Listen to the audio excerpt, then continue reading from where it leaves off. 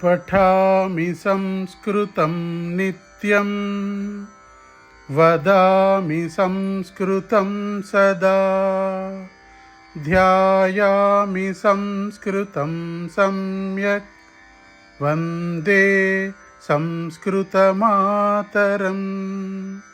वन्दे संस्कृतमातरं वन्दे संस्कृतमातरम्।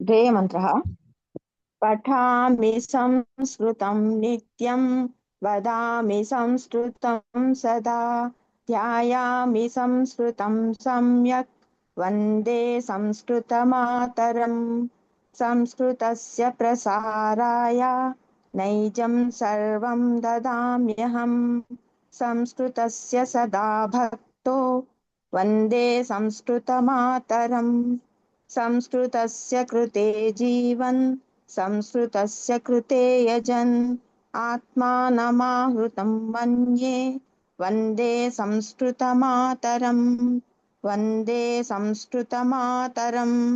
ధన్యవాదం మహోదయ. ధన్యవాదాలు. ఇవాళ మనం 5th లెసన్ ఎక్సర్సైజ్ చేయాలి కదా, తీయండి. 5th లెసన్ ఏం చెప్పుకున్నాము? స్త్రీలింగ శత్రు ప్రత్యయ రూపాలు చెప్పుకున్నాము. దాంట్లో విభక్తులు కూడా ఎట్లా వస్తాయి అనేది ఇంకా విభక్తులు 5th 6th రెండు చెప్పేసుకున్నాం కదా. ఇప్పుడు రెండిటికి ఎక్సర్సైజ్ చేయాలి. 5th 6th రెండిట్లో కూడా గౌరీ శబ్దంలాగా వస్తాయి కాబట్టి 5th 6th లెసన్స్ లో మనము వాక్యాలు చెప్పుకోవడం జరిగింది. అంటే స్త్రీలింగ రూపాల్లో అన్ని విభక్తులు చెప్పుకోవడం జరిగింది. సో ఇప్పుడు రెండిట్లో కూడా మనము ఎక్సర్సైజులు చేసుకోవాలి. ఎలా వస్తుంది? మొత్తం గౌరీ శబ్దంలో వస్తుంది కాబట్టి పఠంతి స్త్రీలింగ రూపం అయితే శత్రు ప్రత్యయంది. పఠంతి పఠంత్యౌ పఠంత్యః పఠంతీం పఠంత్యౌ పఠంతీః పఠంత్య పఠంతీభ్యాం పఠంతీభిః పఠంత్యై పఠంతీభ్యాం పఠంతీభ్యః పఠంత్యాః పఠంతీభ్యాం పఠంతీభ్యః పఠంత్యాః పఠంత్యోః పఠంతీనాం పఠంత్యాం పఠంత్యోః పఠంతీషు. ఈ విధంగా మనకి రూపాలు వస్తాయని, కొన్ని చోట్ల నకారాలు రావని, కొన్ని చోట్ల నకారాలు వస్తాయని, దానికి రూపసిద్ధి ఎలా జరుగుతుంది అనేది అవన్నీ కూడా చూసేసాం మనం. సో ఎక్సర్సైజ్ పార్ట్ తీయండి. అధస్తన క్రియాపదానాం శత్రంత స్త్రీలింగ ఏకవచనాంత రూపం లిఖత. 5th లెసన్ లో ఎక్సర్సైజ్ స్టార్ట్ చేస్తున్నాం. ఇవన్నీ ప్రథమా విభక్తిలో వస్తాయి కాబట్టి అది అంటే 5th లెసన్ కాబట్టి వదతికి వదంతి, శృణోతుకి శృణ్వతి, అది ఎలా రూపాలు వస్తాయో మనం చెప్పుకున్నాం కాబట్టి. పఠతికి ఏమవుతుంది? పఠంతి దదాతి దదతి దదతి స్ఖలతి స్ఖలంతి స్ఖలంతి జానాతి జానతి జానతి జానతి పరిశీలయతి పరిశీలయంతి రోదితి రుదతి రుదతి రుదతి. ఓకే. చింతయతి చింతయంతి కరోతి కుర్వతి కుర్వతి కుర్వతి ఆనయతి ఆనయతి ఆనయంతి. ఓకే. ఆనయంతి క్రీణాతి క్రీడతి క్రీణతి ఆనయతికి ఆనయంతి వస్తుంది స్త్రీలింగ రూపము, నకారం ఉంటుంది. ఓకే. క్రీణాతికి నకారం ఉండదు, క్రీణతి అని వస్తుంది. రైట్. ఎస్. ఇప్పుడు 1 by 1 అడుగుతాను. 1 by 1 అడుగుతాను. ఒక్క నిమిషం ఉండండి. సారీ.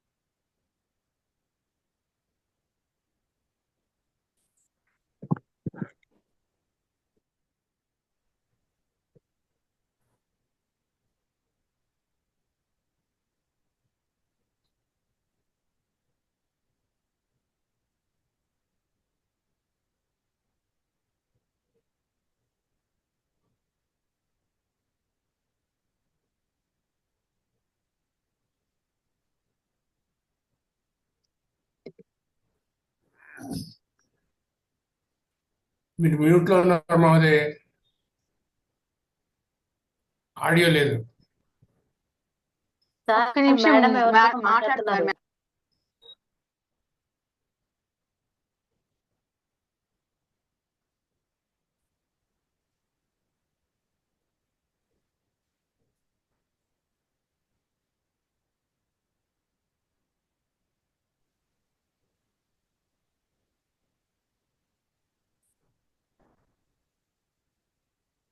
సో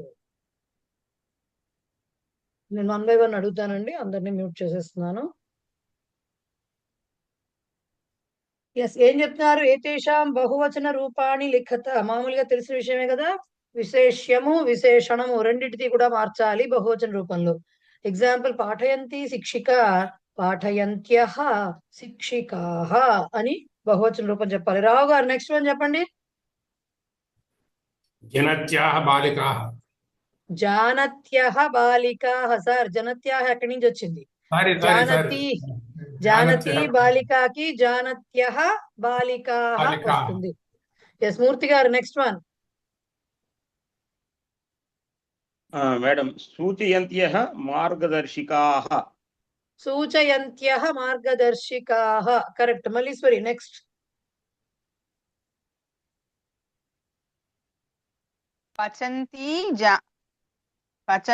పచంతి జానని జనని జనని. పచంతి జనని జనని సారీ పచంతి జనని పచంత్యః జనన్యః. పచంత్యః జనన్యః. Umadevi garu next one.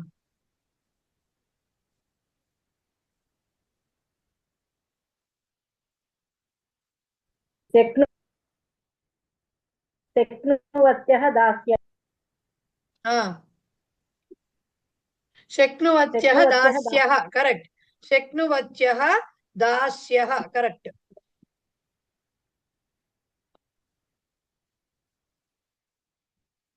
ఒక్క నిమిషం. శక్నువత్యః దాస్యః, శక్నువతి వచ్చింది కాబట్టి శక్నువత్యః దాస్యః correct. Next Vani Sriram garu next one. लिखन्ति भगिनी लिखन्त्यः भगिन्यः. లిఖంత్యః భగిన్యః correct. Purushottam sir next. Sir Purushottam sir unmute చేసుకోవాలి.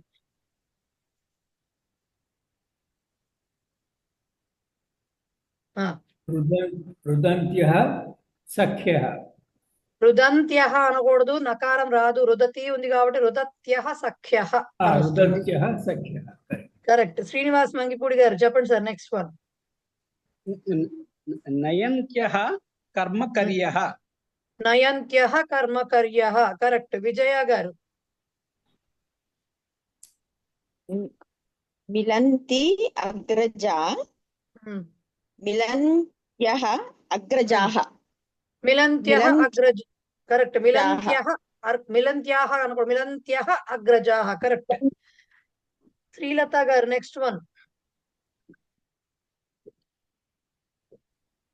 బధ్నతి నాయికా. బధ్నత్యః నాయికాః. బధ్నత్యః నాయికాః correct. Okay, next Purnamadhavi garu next one. చెప్తున్నాను మహోదయ. జల్పంతే వృద్ధ వృద్ధ. జల్పంత్యః వృద్ధాః. జల్పంత్యః వృద్ధాః కరెక్ట్. ఓకే, నెక్స్ట్ ఏం చెప్పారు? అగో ఇప్పుడు జాయిన్ అయ్యారు పాపం. ఓకే, నెక్స్ట్ ఏం చెప్పారంటే ఉదాహరణానుగుణం వాక్యాన్ని పరివర్తయత. అంటే వాళ్ళు ఇచ్చిన దాని 2 వాక్యాలుగా ఇచ్చారు, ఒక వాక్యంగా చేసి రాయాలి. మనం శత్రు ప్రత్యయంలో కూడా ఇవన్నీ చేశాము. అధ్యాపిక ఉత్తిష్టతి పాఠయతి. ఏం చెప్పాలి? అధ్యాపిక ఉత్తిష్టంతి పాఠయతి. టీచర్ గారు నిలబడుతూ బోధిస్తున్నారు అని చెప్పాలి.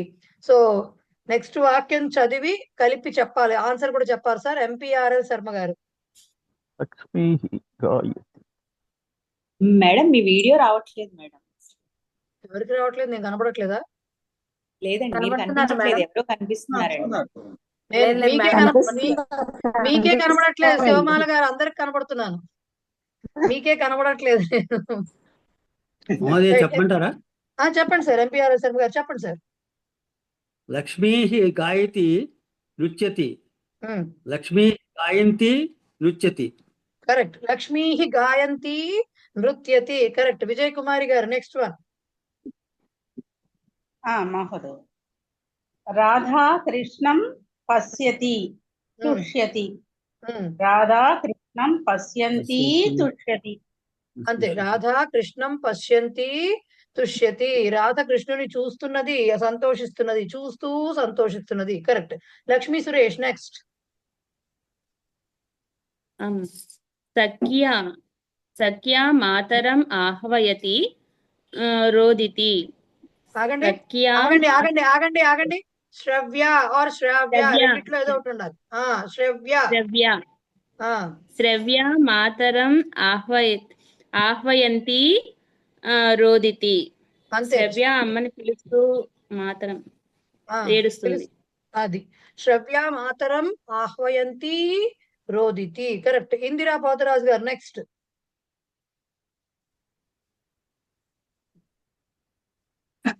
చారులత ఉత్తరం స్మరతి లిఖతి. చారులత ఉత్తరం స్మరంతి లిఖతి. చారులత ఉత్తరం స్మరంతి లిఖతి, కరెక్ట్. చారులత సమాధానమును తలుస్తూ అలా రాస్తున్నది, ఆలోచిస్తూ రాస్తున్నది, ఏదైనా చెప్పచ్చు. రజనీచంద్ గారు నెక్స్ట్ వన్.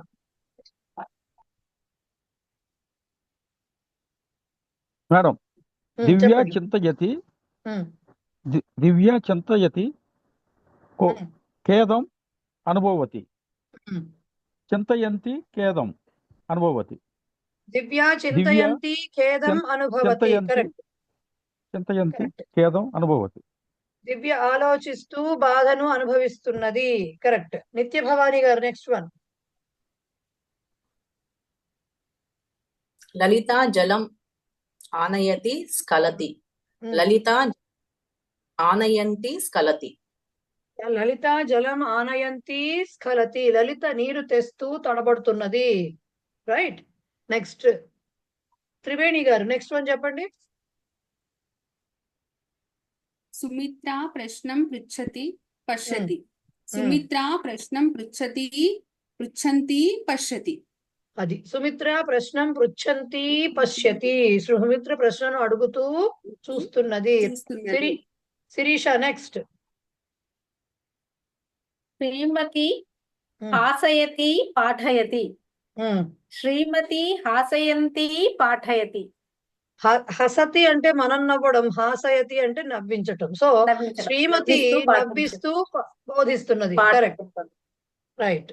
ఓకే, ఇక్కడికి ఏకవచన ప్రయోగాలనే. నెక్స్ట్ బహువచన ప్రయోగాలు వస్తున్నాయి. శత్రంతం పదం ప్రయుజ్య ఏకం వాక్యం కురుత.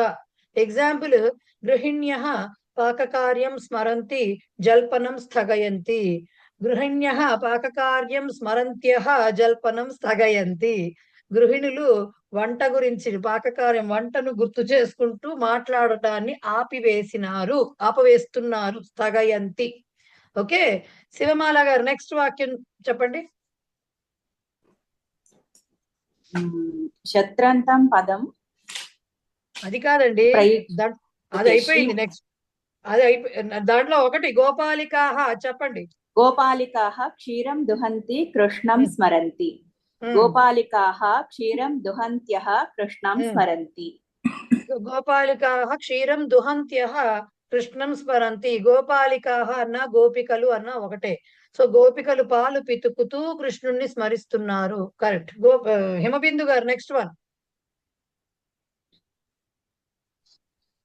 విద్యార్థిన్యః భగవద్గీతాం జానంతి తృప్తిం ప్రాప్నువంతి. విద్యార్థిన్యః భగవద్గీతాం జానంత్యః తృప్తిం ప్రాప్నువంతి. దీంట్లో జానంతి ఉందని జానంత్యః అని చెప్పకూడదు. జానతి దాంట్లో స్త్రీలింగ రూపంలో నకారం రాదు. సో జానత్యః అని చెప్పాలి, జానత్యః అనే చెప్పాలి. ఓకేనా, జానత్యః తృప్తిం ప్రాప్నువంతి, కరెక్ట్. రవళి నెక్స్ట్.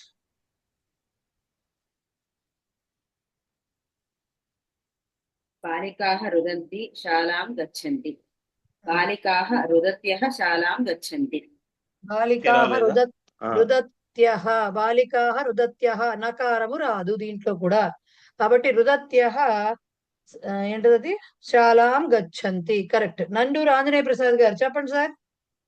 సహోదర్యः కార్యక్రమే మిలంతి సంభాషణం కుర్వంతి. సహోదర్యः కార్యక్రమే మిలంత్యః సంభాషణం కుర్వంతి. అంతే. సహోదర్యః కార్యక్రమే మిలంత్యః సంభాషణం కుర్వంతి. సోదరీమణులు కార్యక్రమంలో కలుస్తూ మాట్లాడుతున్నారు. కరెక్ట్. నెక్స్ట్ ఇంకో ఉమాదేవి గారు ఉన్నట్టున్నారు, చూడండి. ఆవిడ చెప్పండి. మల్లాది ఉమాదేవి గారు కాకుండా ఇంకో ఉమాదేవి గారు ఉన్నారా? చెప్పండి. నెక్స్ట్ వాక్యం చెప్పండి. వ్యాఘ్రః వనే గర్జంతి ఆహారం అవిష్యంతి. అన్విష్యంతి. మేడం ఒకటి ఫస్ట్ పాయింట్, అది వ్యాఘ్రః కాదు, వ్యాఘ్ర్యః అని పలకాలి. స్త్రీలింగం అది. ఓకే. అన్విష్యంతి అని పలకాలి, అవిష్యంతి కాదు. రైట్. చెప్పండి. ఫస్ట్ ఇంకొకసారి చెప్పండి. వ్యాఘ్ర్యః. వ్యాఘ్రీ అండి ఏకవచనం. గౌర్యః ఎలాగో వ్యాఘ్ర్యః అని పలకాలి. అర్థమైంది. వ్యాఘ్ర్యః వనే గర్జంతి ఆహారం అన్విష్యంతి. అన్విష్యంతి. చెప్పండి. వనే వ్యాఘ్రః వనే గర్జంత్యః ఆహారం అన్విష్యంతి. వ్యాఘ్ర్యః వనే గర్జంత్యః ఆహారం అన్విష్యంతి. ఆడపులులు వనములో గర్జిస్తూ ఆహారమును అన్వేషిస్తున్నవి, వెతుకుతున్నవి. రైట్. నెక్స్ట్ అనురాధ గారు నెక్స్ట్ వన్ చెప్పండి. కార్యక్రంతే నిర్ణయం స్వీకుర్వంతి కార్యారంభం కుర్వంతి. కార్యకార్యః నిర్ణయం స్వీకృత్య కార్యారంభం కుర్వంతి. ఫస్ట్ పాయింట్ కార్యకర్త్ర్యః అని పలకాలండి. కర్త్ర్యః. కార్యకర్త్రీ అనేది ఏకవచనము, కార్యకర్త్రీ ఏకవచనము. కార్యకర్త్ర్యః అనేది పలకాలి. రకారము పలకాలి, తకారము, మళ్ళీ రకారము, యకారము 4 పలకాలి. కర్త్ర్యః. ఓకే. కార్యకర్త్ర్యః నిర్ణయం. నెక్స్ట్ స్వీకుర్వత్యః అని చెప్పాలి. కరోతికి కుర్వతి ఏకవచనం అవుతుంది, కుర్వత్యః బహువచనం అవుతుంది. నకారము రాదు, స్వీ ముందరుంది కాబట్టి స్వీకుర్వత్యః అని చెప్పాలి. ఓకేనా. కార్యకర్త్ర్యః నిర్ణయం స్వీకుర్వత్యః కార్యారంభం కుర్వంతి. కార్యకర్త్రి అంటే కార్యకర్తలనే మనం తెలుగులో చెప్పేస్తూ ఉంటాము. మహిళా కార్యకర్తలు అని చెప్పొచ్చు దీనికి. మహిళా కార్యకర్తలు నిర్ణయము తీసుకుంటూ కార్యారంభము అంటే కార్యక్రమమును ప్రారంభిస్తున్నారు అని చెప్పొచ్చు, లేకపోతే కార్యారంభమును చేస్తున్నారు అని చెప్పొచ్చు. రైట్. నెక్స్ట్ ఎవరున్నారు? అనురాధ గారు తర్వాత విశాల గారు. నెక్స్ట్ వన్ చెప్పండి. గృహగోధికాః కీటం గృహంతి అధః పతంతి. గృహగోధికాః కీటం గృహత్యః అధః పతంతి. గృహగోధికాః అంటే బల్లులు, లిజర్డ్స్. ఓకే. గృహగోధికాః కీటం గృహంతి అంటే కీటకాన్ని పట్టుకుంటున్నాయి, కింద పడిపోతున్నాయి, పట్టుకుంటూ పడిపోతున్నాయి. గృహ్ణాతి అనేది అది మనకి ఆకారం వస్తుంది తికారం ముందర కాబట్టి దానికి నకారము రాదు. గృహత్యః అని మాత్రమే జానత్యః లాగానే వస్తుంది. సో గృహగోధికాః కీటం గృహత్యః అధం పతంతి. అధః పతంతి. రైట్. రాజమౌళి కాదు, సారీ, సుబ్బారావు. నేను మళ్ళీ సార్ గృహణ్య ఒకసారి అది చెప్పండి. గృహణ్య అది నాకు అర్థం కాలేదు. గృహ్ణాతి ఉందా? గృహ్ణత్యః అంతే. గృహ్ణత్యకి అంటే హా పక్కనే అణ రాసి కింద ఎలా రాశారు? గృహ్ణ అక్కడ అలాగే వస్తుంది, ఇంటి ప్లేస్ లో త్యహ వస్తుంది అంతే. హా కింద నా అలాగే వస్తుంది, గృహ్ణ అలాగే వస్తుంది, పక్కన త్యహ వస్తుంది. రైట్. ఎస్. అలాగే మేడం మనం రాసినప్పుడు అలాగే రాయాలా? దీనికి మరి వెసులుబాటు లేదా? హాకి హలంతం పెట్టి రాయడం అలా లేదు, రాయకూడదు మేడం? రాయకూడదు రాయకూడదు, ఇలాగే రాయాలి. అంటే హా పెద్దది రాసి కింద చిన్నది రాయాలి. ఫస్ట్ హాన్ ఏం చేస్తారంటే ఇలా పెట్టి ఇక్కడ పెద్దది వరకు రాసేయాలి. ఎంతవరకు తీసుకొచ్చి కిందకి ఈ వంపు పెద్ద సి రాయండి, పెద్ద సి రాసి దానిలో రాయండి, అంతే. మేనేజ్ చేయాలి అలాగే. ఓకే. అలా రాయాలి అంతే, పక్కన రాయకూడదండి దానికి. రైట్, ఉండండి, నా ఆర్డర్ పోయింది అక్కడ, ఉండండి. సుబ్బారావు గుర్తి గారు సార్ చెప్పండి, లాస్ట్ వన్ సార్. రాజమౌళి మిమ్మల్ని అడిగానా? అయితే మీరు చెప్పండి సార్, చెప్పండి రాజమౌళి సార్ చెప్పండి. వృద్ధः కార్యం కుర్వంతి కుర్వంతి దేవం స్తువంతి. వృద్ధः కార్యం కుర్వత్యః దేవం స్తువంతి.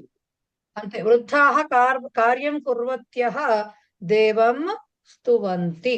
ఓకే, ఇది మీకు దీనికి సంబంధించినటువంటి ప్రథమ విభక్తికి సంబంధించిన ఎక్సర్సైజ్ 5వ పాఠానికి సంబంధించినది. నెక్స్ట్ 6వ పాఠం తీయండి. కాదు, 5వ. నేను కాస్త జంబులు అవుతున్నట్టు అనిపిస్తున్నా, ఒక వరుస ప్రకారమే వెళ్తున్నాం, కంగారు పడకండి. ఇక్కడ సంధులు లాస్ట్ కి చూద్దాము. 5వ పాఠంలో లెసన్ ఎండింగ్ ఎక్సర్సైజ్ తీయండి, దాంట్లో చూద్దాము.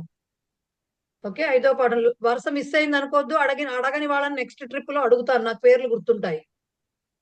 Okay, so lesson ending exercise లో మీకు ఏతేషాం క్రియాపదానాం శత్రుంత పుంలింగ స్త్రీలింగ రూపాన్ని ఏకవచనే లిఖత. పుంలింగము రాయాలి, స్త్రీలింగము రాయాలి, ఏకవచనంలో రాయాలి. కానీ గచ్చతికి గచ్చన్ గచ్చంతి ఇచ్చారు, క్రీడతికి క్రీడన్ క్రీడంతి, క్రీడన్ క్రీడంతి, ఉద్ఘాటయతి ఉద్ఘాటయన్ ఉద్ఘాటయంతి, ఉద్ఘాటయన్ ఉద్ఘాటయంతి, నృత్యతి నృత్యతి నృత్యన్ నృత్యంతి. నెక్స్ట్ కర్తయతి కర్తయన్ కర్తయంతి. ఓకే, ప్రాప్నోతి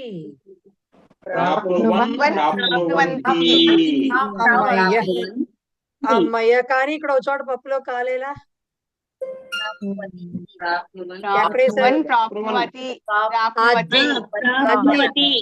ప్రాప్నువన్ ఉంటుంది కానీ ప్రాప్నువంతి అనదు, ప్రాప్నువతి అనుంది, ప్రాప్నువతి. ఓకే, జిఘ్రతి జిఘ్రన్ జిఘ్రంతి, శక్నోతి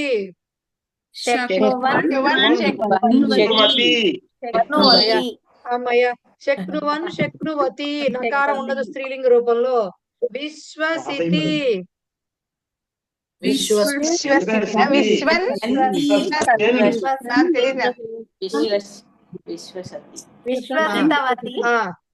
ఉండండి, విశ్వసితి ఉంది కదా, విశ్వసన్ వస్తుంది దానికి, కరెక్ట్.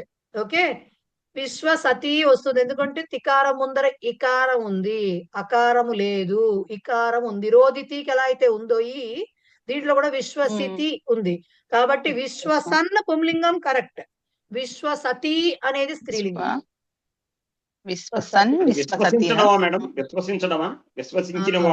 అంతే, విశ్వాసం కరోతి అని అర్థం. విశ్వసితి అంటే విశ్వసతి దీర్ఘం, దీర్ఘం అది వస్తే స్త్రీలింగం. ఎందుకు నకారం రాదు? ఇక్కడ రోదితి లాగా ఇకారం ముందర, రైట్? ఓకే, ఇప్పుడు ఏతేషు క్రియాపదేషు తి తః పూర్వం అంటే తీకి ముందర హ్రస్వ అకార అస్తివా నవా, తీకి ముందర హ్రస్వ ఆకారం ఉన్నదా లేదా ఇది పరిశీల్య అని పరిశీలించి శత్రంత స్త్రీలింగ రూపం శుద్ధం ఉత అశుద్ధం ఇది లిఖత. ఇచ్చిన రూపము శుద్ధమా అశుద్ధమా చెప్పాలట. మిమ్మల్ని రాయమని చెప్పలా, వాళ్లే రాశారు, మీరు కరెక్టో తప్పో చెప్పాలి. పఠతికి పఠంతి శుద్ధం, పశ్యతికి పశ్యంతి శుద్ధం, క్రీణాతికి క్రీణంతి అశుద్ధం, జానాతికి జానంతి అశుద్ధం, స్మరతికి స్మరంతి శుద్ధం శుద్ధం, ఖాదతికి ఖాదంతి శుద్ధం, దదాతికి దదతి శుద్ధం. శుద్ధం శుద్ధం. శుద్ధం. ఓకే, శుద్ధం. నెక్స్ట్ ఇది ఇవన్నీ కూడా మీకు సుభాషితాలతోటి వచ్చినటువంటివి. డాష్ పరిత్యజ్య ఏ డాష్ ఏవ చింతయంతి తే సత్పురుషాః ఏతే సత్పురుషాః పరార్థ ఘటకాః స్వార్థాన్ పరిత్యజ్య ఏ. ఇప్పుడు ఏం పరిత్యజ్య? నెక్స్ట్ ఏంటి? పరార్థం అనేది చెప్తే చాలు. ఓకే, సో స్వార్థ. సో ఇది ఇవన్నీ మీరు యాక్చువల్ గా మీరు రాసుకోవచ్చు, ఆన్సర్స్ ఇచ్చారు కాబట్టి సుభాషితంలో చూసి రాసుకోవచ్చు. సిక్స్త్ లెసన్ లో ఎక్సర్సైజ్ పార్ట్ అంటే ఇప్పుడు ప్రథమ విభక్తి ఒకటే అయింది, మిగతా విభక్తులు చెయ్యాలి కదా. సో నేను వరుస ప్రకారం మళ్ళీ నేను అడుగుతాను, ఒక్కొక్కళ్ళని మ్యూట్ చేసేస్తున్నాను అందుకని అందరినీ. ఓకే, మ్యూట్ చేస్తున్నాను. ఇక్కడ ఏం చెప్పారు? అధస్తన శబ్దాన సూచిత విభక్తి సంబద్ధాని ఏకవచనాంతాని రూపాన్ని లిఖత.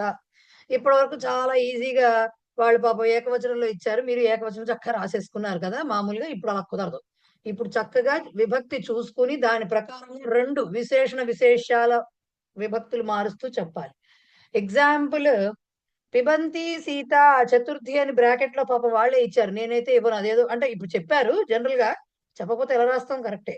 పిబంత్యై సీతాయై రెండు మార్చాలి. సో ఇప్పుడు ఇందాక మిస్ అయిన వాళ్ళు ఎవరున్నారు? ఫస్ట్ వాళ్ళని మనము అడుగుదాము. ఇది ఎక్కడ ఉంది? ఇది sixth lesson sir. Sixth lesson కూడా మనం పేజ్ అండి. ఏకాధిక ఏకచతం పుట సంఖ్య. సిక్స్త్ లెసన్ ఏంటండి? సిక్స్త్ ఇప్పుడు ఫిఫ్త్ లెసన్ అయిపోయింది.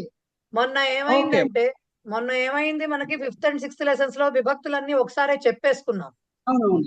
సో ఈ ఎక్సర్సైజ్ ఫిఫ్త్ లెసన్ అయిపోయింది, ఇప్పుడు లెసన్ ఎండింగ్ కూడా అయిపోయింది. ఇప్పుడు సిక్స్త్ లెసన్ ఎక్సర్సైజ్ చేస్తున్నాం. రైట్. సో ఏం చెప్తున్నారు?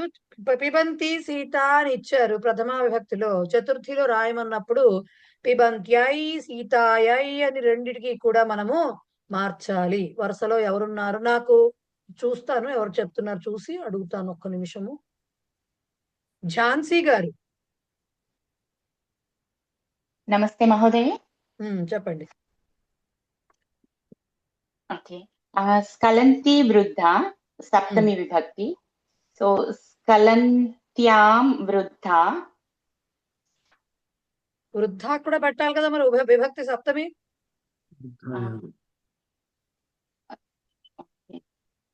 స్కలంత్యాం చెప్పేశారు, ఎందుకంటే పైన కూడా మనకు విభక్తి ఉంది కాబట్టి. మరి వృద్ధాకి సప్తమి ఏమవుతుంది? వృద్ధ. స్కలంతి వృద్ధాయాం. స్కలంత్యాం వృద్ధాయాం. స్కలంత్యాం వృద్ధాయాం. ఓకే, స్కలంత్యాం వృద్ధాయాం అనేది దానికి ఆన్సర్. రైట్. ఓకే, కౌముది శ్రీపాద గారు. Next one. నమస్కారం. నమస్కారం. పరిశీలయంతి అధ్యాపికా పంచమి. పరిశీలయంత్యాః అధ్యాపికాః. అధ్యాపికాః ఎలా చెప్తారండి? అధ్యాపికాకి పంచమి విభక్తి ఏమిటి?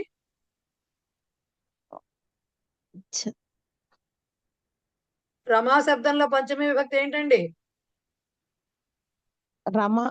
రమాయాః. మరి దీనికి కూడా చెప్పాలి కదా. పరిశీలయంత్యాః రమాయాః. రమా శబ్దం ఉందా అండి అక్కడ? అక్కడ ఏముంది? అధ్యాపిక ఉంది. పరిశీలయంత్యాః అధ్యాపికాయాః. పరిశీలయంత్యాః అధ్యాపికాయాః. కరెక్ట్. ఓకే, శ్రీవల్లి గారు. Next one.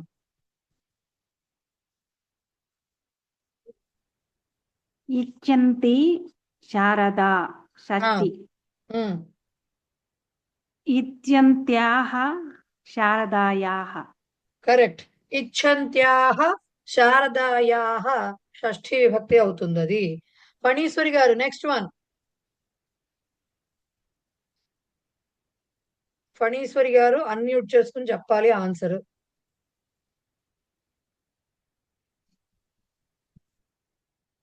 Okay, fine. మళ్ళీ మొదలవుతుంది ఆర్డర్.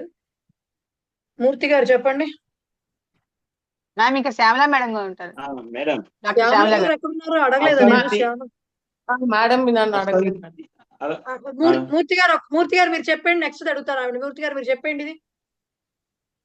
నేను ఇది చెప్పాలి మేడం. అసంతి చెప్పాలి కదా. అసంతినా? అసంత్యాహ మాతామహ్యాహ.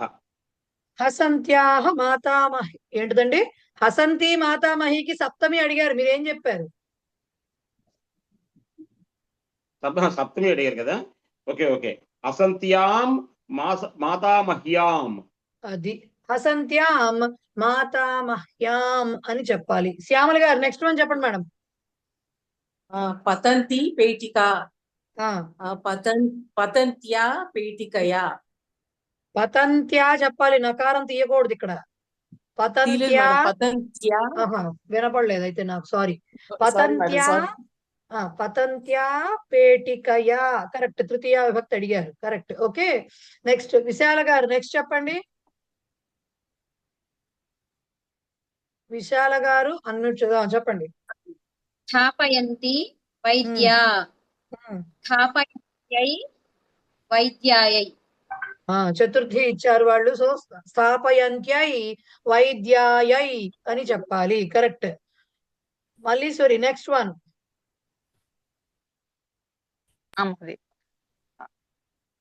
స్పృశంతి పుత్రి.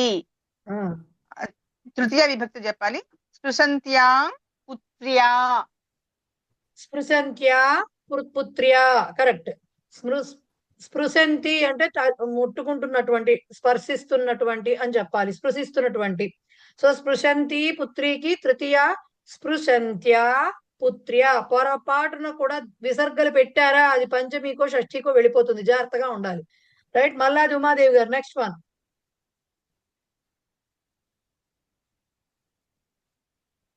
అవతరంతి ధేనుః తృతీయ. అవతరంత్యా ధేనవః. అవతరంత్యా ధేనవ. ధేన్వా ధేను శబ్దానికి తృతీయ.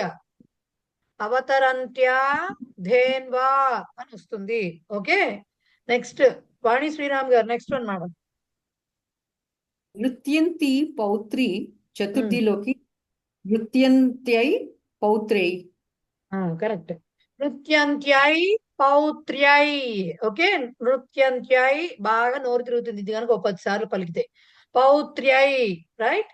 Yes next Srinivas Mangipudi garu next one చెప్పండి. సార్ మ్యూట్ లో ఉన్నారు.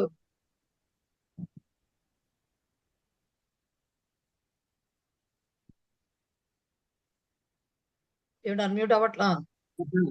గణయంతి అధికారిణి. గణయంత్యాః అధికారిణ్యాః. షష్ఠీ విభక్తి. గణయంత్యాః అధికారిణ్యాః షష్ఠీ విభక్తి, కరెక్ట్ సార్. రైట్. ఇప్పుడు వీళ్ళు ఏదో ఒక విభక్తిలో ఏకవచన రూపం ఇచ్చారు. ఇప్పటి వరకు మీకు ఏమి ఇచ్చారు? ప్రథమా విభక్తి రూపం ఇచ్చి బ్రాకెట్ లో ఒక విభక్తిని నిర్దేశించారు. దాని ప్రకారంగా మీరు ఏకవచనంలోనే చెప్పాలి. కానీ ఇప్పుడు ఏదో ఒక విభక్తిలో ఏకవచన రూపం ఇచ్చారు, ఆ విభక్తిలో బహువచన రూపం చెప్పాలి. కానీ ఇక్కడ ట్విస్ట్ ఏంటంటే పంచమికో షష్ఠికో వాళ్ళు బ్రాకెట్ లో ఇచ్చారు, కానీ నాకు కావాల్సింది ఆ మాట చదివి అది ఏ విభక్తో చెప్పి దానికి బహువచనం చెప్పాలి. రైట్. ఎగ్జాంపుల్ నయంతీం అనువైద్యాం అన్నారు. ఇది ద్వితీయ విభక్తిలో ఉంది కాబట్టి బహువచనం ఏమొచ్చింది? నయంతీహి అనువైద్యాః అని వచ్చింది. ఇది ఇలాగా మీరు కూడా నెక్స్ట్ చెప్పే వాళ్ళు చదివి అది ఏ విభక్తిలో ఉందో చెప్పి దానికి బహువచనం చెప్పాలి. విజయ గారు చెప్పండి.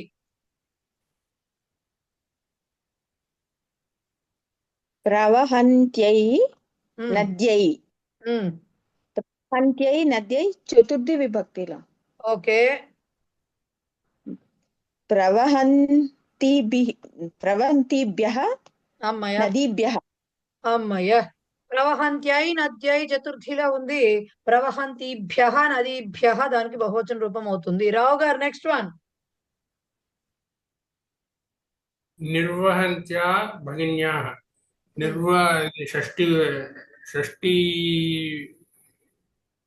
ఉందని వాళ్ళే ఇచ్చారు. ఎందుకంటే మనకు పంచమికి కూడా ఈ రూపం ఉంటుంది కాబట్టి వాళ్ళు షష్ఠి అని ఇచ్చారు. సో షష్ఠి బహువచనం చెప్పాలి మీరు ఇప్పుడు. నిర్వహతీభ్యः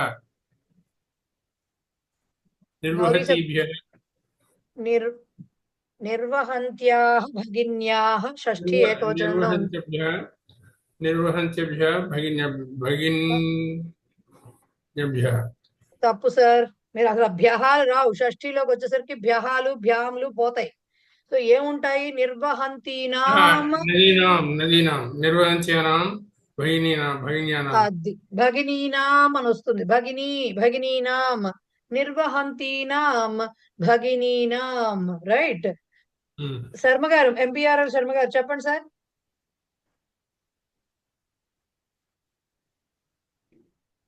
అన్మ్యూట్ చేసుకుని చెప్పాలి సార్ ఆన్సర్. నేను మ్యూట్ లో పెడుతున్నాను అందరు. నేను స్మరంత్యా శిక్షికయా తృతీయ విభక్తిలో ఉందండి. కరెక్ట్. స్మరంతిభిః శిక్షికాభిః. స్మరంత్యా శిక్షికయా తృతీయాలో ఉంది. స్మరంతిభిః శిక్షికాభిః తృతీయ బహువచనం. Correct sir. విజయ్ కుమార్ గారు నెక్స్ట్. మహోదయ, రక్షంతి మాత ప్రథమ విభక్తిలో ఉంది. రక్షంత్యః మాతరః. అమ్మయ్య, కరెక్ట్ కరెక్ట్. రక్షంతి మాత ప్రథమ విభక్తిలో ఇచ్చారు. రక్షంత్యః మాతరః, మాతా మాతారౌ మాతరః వస్తుంది. సో మాతరః correct correct madam. Right. Lakshmi Suresh next.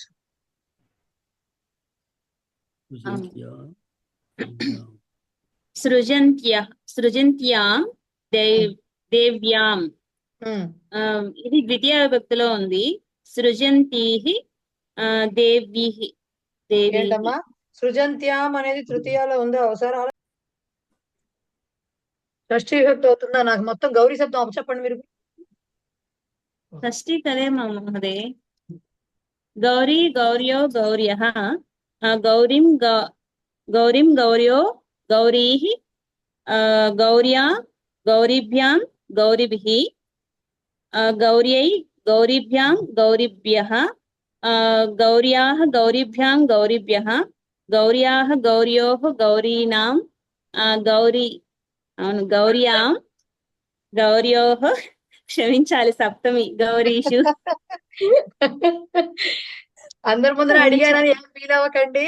అసలు అందరికి కూడా తెలుస్తుందని చెప్పి అడిగాను. మీరు గౌరీ శబ్దం చెప్తారని అడగాలి మేడం, అడగాలి. అంటే మొత్తం శబ్దం కార్నర్ చేసినట్టు ఉండదు. అందరి ముందర అడిగితే కార్నర్ చేసినట్టు ఉండదు. అని చిన్నపిల్లలమా మనము? కాదు కదా, అందుకని. బట్ ఆవిడ చెప్తారని నాకు తెలుసు గౌరీ శబ్దం, అందుకనే అడిగా. సో ఇప్పుడు ఏమి విభక్త చెప్పండి అది? సప్తమి విభక్తి. ఇది స్పృజంతీషు దేవ్యేషు. ఓకే. అలా ఎప్పుడైనా డౌట్ వస్తే మనకి ఏమిటో టక్కుమని తగలపోతే ఒకసారి ఆ శబ్దం చదువుకోండి మనసులో. తప్పు లేదు. ఎందుకంటే మనం తప్పు ఓవర్ కాన్ఫిడెన్స్ తో తప్పు చేసే కంటే, ఇప్పుడు మీరు ఫస్ట్ ద్వితీయ అన్నారు, ఒక రకమైన విభక్తి వచ్చింది బహువచన రూపం. షష్ఠి అన్నారు, ఇంకో రూపం వచ్చింది. ఇన్ని దాని బదులుగా ఒక్కసారి చదువుకుంటే కరెక్ట్ ఆన్సర్ వస్తుంది. రైట్. సో సృజంతీషు దేవీషు అనేది సప్తమిలో బహువచన రూపము అవుతుంది. రైట్. నెక్స్ట్ త్రివేణి గారు నెక్స్ట్ వన్ చెప్పండి.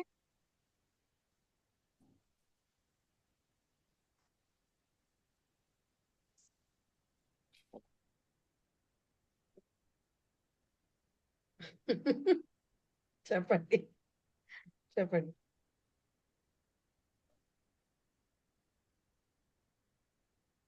కోపయంత్యా సఖ్యా తృతీయ విభక్తి. కోపయంతిభిః సఖీభిః. కోపయంతిభిః సఖీభిః. మీ బాబో పాప అనుకుంటా, చిన్నపిల్లల పాపం వచ్చేస్తున్నారు వాళ్ళ మధ్యలో. ఏం పర్వాలేదులేండి. కోపయంతిభిః సఖీభిః. రైట్. తృతీయ బహువచనం. కరెక్ట్. పూర్ణమాధవి garu next one. మహోదయ, క్షమితం మహోదయే. సరే చెప్పండి. సూచయంత్యాః నిర్విహికాయాః. ఆగండి. నిర్వాహికాయాః. మళ్ళీ ఒకసారి చెప్పరా? మాట కట్ అయిపోతుందమ్మా. ఓకే. నిర్వాహికాయాః. అది అది చెప్పండి. ఇది పంచమిలో ఉంది.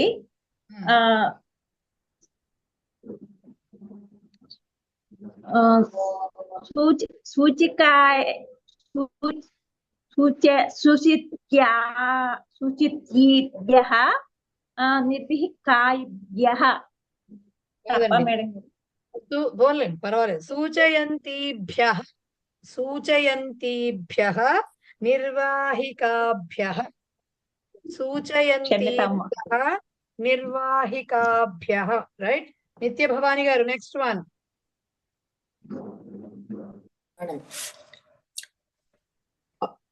శృణ్వత్యై మంత్రిణ్యై చతుర్థిలో ఉంది మేడం. శృణ్వతీభ్యః మంత్రిణీభ్యః. Right, correct. శృణ్వతీభ్యః మంత్రిణీభ్యః. మంత్రి పుంలింగం అయితే మంత్రిణి అనేది స్త్రీలింగం. మంత్రిణీభ్యః కరెక్ట్. అది చతుర్థి విభక్తి బహువచనం. Purushottam sir next one. Sir mute లో ఉన్నారు, అన్మ్యూట్ చేసుకుని చెప్పాలి. లేరనుకుంటా ఈయన. కౌముది శ్రీపాద గారు చెప్పండి. ఉన్నారా సార్? అన్మ్యూట్ చేసుకుని చెప్పాలి సార్. మ్యూట్ లో ఉన్నారు. చెప్పండి. అయిపోయింది సార్. Next okay. అలంకుర్వత్యాం దధ్యాం దధ్వాం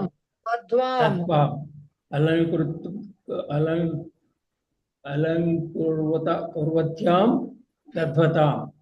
వధ్వాం సార్, అది వధ్వాం. పెళ్లి కూతురు వధువు. వధ్వాం సప్తమి విభక్తి. రైట్. ఏ విభక్తిలో చెప్పాలి ఇప్పుడు? దాంట్లోనే చెప్పాలి. ఏకవచనం ఇచ్చారు వాళ్ళు, బహువచనంలో చెప్పాలి మీరు. ఓహో, అచ్చా అచ్చా.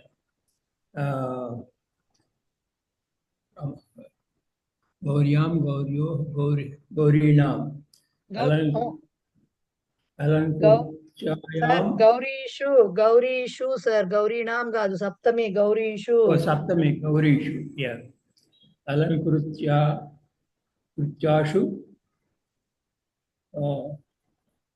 వధ్వాషు. అలంకుర్వతీషు వధుషు.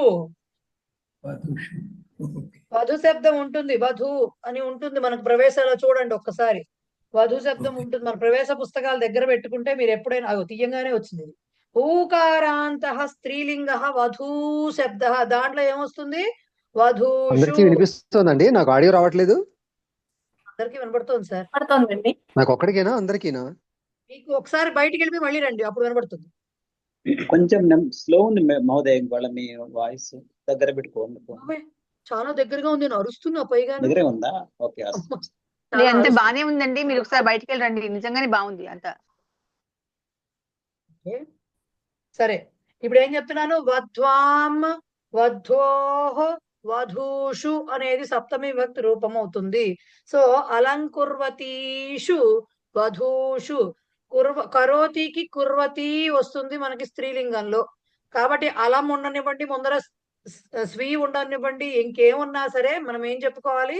కుర్వతీషువే చెప్పుకోవాలి. సో అలంకుర్వతీషు వధూషు. కౌముది గారు చెప్పండి నెక్స్ట్ వన్. జానత్యాః విద్యార్థిన్యాః. ఇది పంచమిలో ఉందండి. ఇది బహువచనము. జానతీభ్యః విద్యార్థినీభ్యః. అంతే, కరెక్ట్. జానతీభ్యః విద్యార్థినీభ్యః. అంతే, కరెక్ట్. జానతీభ్యః విద్యార్థినీభ్యః. అంతే, జానతీభ్యః విద్యార్థినీభ్యః కరెక్ట్. ఓకే. సో నెక్స్ట్, ఆవరణే దత్తానాం శబ్దానాం ఉచితైః రూపైః రిక్తస్థానాన్ని పూరయత. అక్కడ అన్ని కూడా ఏకవచనంలోనో ఆరు బహువచనంలోనో ప్రథమ విభక్తిలో ఇచ్చారు బ్రాకెట్స్ లో. మీరేం చెయ్యాలి అంటే, నేను వాక్యం చదివి అర్థం చెప్తాను, దానికి మీరు ఏ రూపం చెప్పాలో చెప్పాల్సి వస్తుంది. ఎగ్జాంపుల్, శ్లోకం పఠంతి. శ్లోకం డాష్ బాలికాః అహం ఆహ్వయామి. జాగ్రత్తగా ఉండాల్సింది ఎక్కడ? ప్రథమ ద్వితీయ విభక్తుల్లో బహువచనం వచ్చినప్పుడు జాగ్రత్తగా ఉండాలి. 2 రూపాలు స్త్రీలింగాల్లో ఒకే రకంగా ఉంటాయి. ఎలాగో డిసైడ్ చేసుకోవాలి. శ్లోకమును డాష్ బాలికలను నేను పిలుస్తున్నాను. ఎప్పుడైతే బాలికలను అన్నామో బాలికాహ ప్రథమా విభక్తిలో లేదు, అక్కడ అది ద్వితీయ విభక్తి బహువచనంలో ఉంది. కాబట్టి పఠంత్యః అని ఉంటే ఇక్కడ బహువచనంలో రాయాల్సింది పఠంతీహి అని రాయాలి. రైట్. సో డాష్ హరిణీం రామః అనుసృతవాన్, లేడిని రాముడు అనుసరించాడు. ధావంతి అని ఉంది, ఏం చెప్పాలి?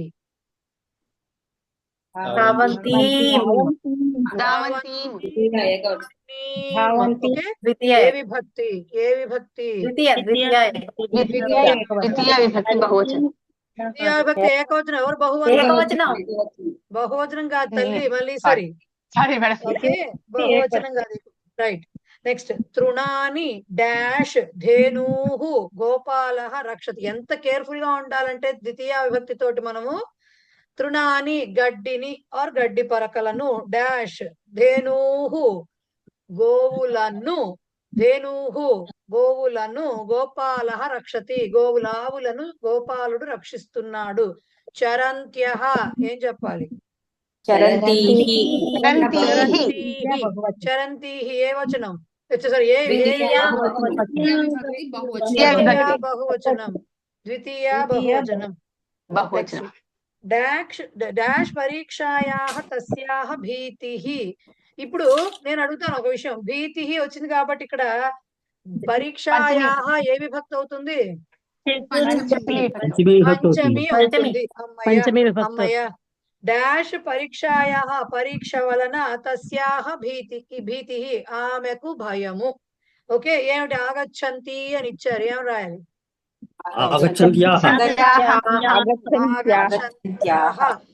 ఆగచ్చంత్యాః పరీక్షాయ వస్తున్న పరీక్ష నుంచి, పరీక్ష వలన ఆమెకు భయము. రైట్. పంచమిలో ఉంది. శిరోవేదన డాష్ వార్తాభ్యః సహ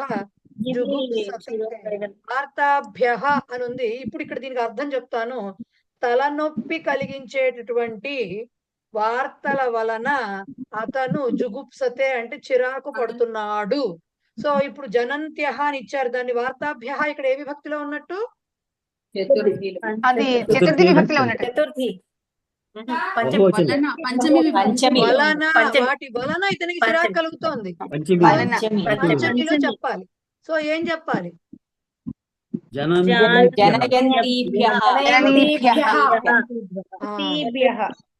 అక్కడ ఇచ్చిన పదం ఏంటి? జనయంత్యః అంటే జనయతి నుంచి వచ్చిన వెర్బ్ అనమాట అది. సో జనయతి వెర్బ్ నుంచి వచ్చిన రూపం. సో జనయంతిభ్యః అని రాయాలి.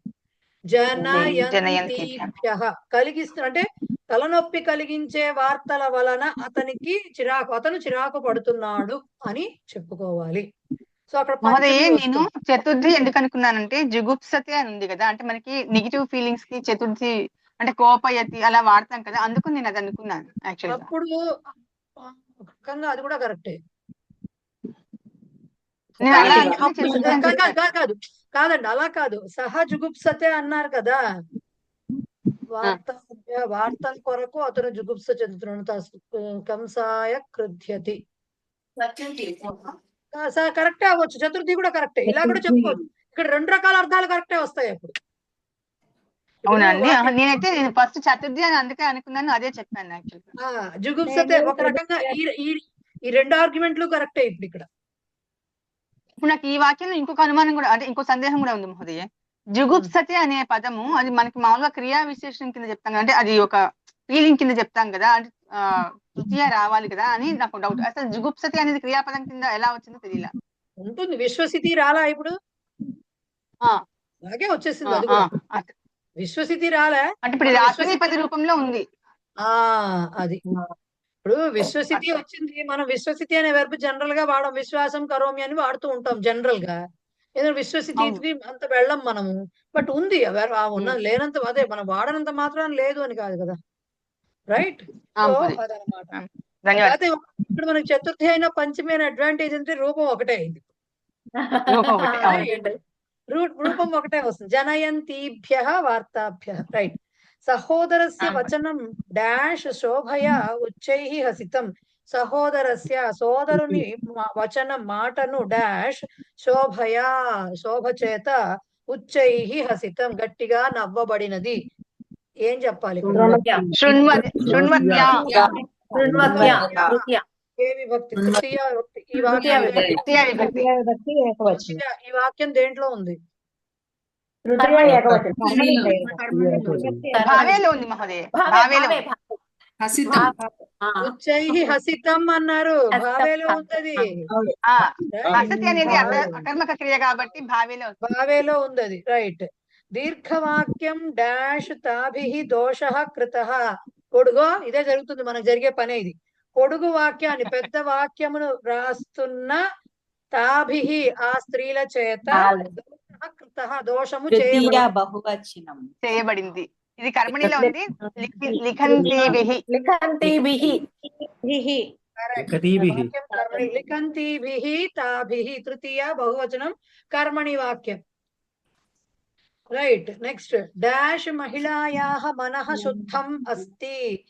డాష్ మహిళ యొక్క మనస్సు పరిశుద్ధమై ఉన్నది.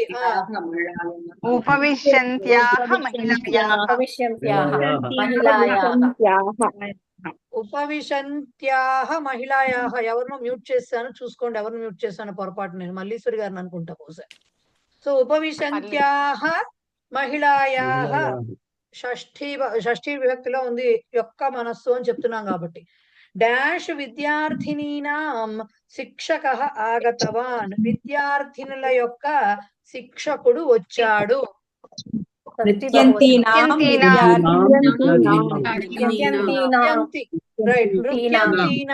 విద్యార్థినీనాం. ఓకే. సో ఇది ఏ విభక్తి? షష్ఠీ బహువచనం. షష్ఠీ బహువచనం. రైట్. మార్గే డాష్ అనుజాయై కందుకం న దదాతు. మార్గమందు ఆర్ మార్గములో డాష్ అనుజ అంటే చెల్లెలకి బంతిని ఇవ్వద్దు.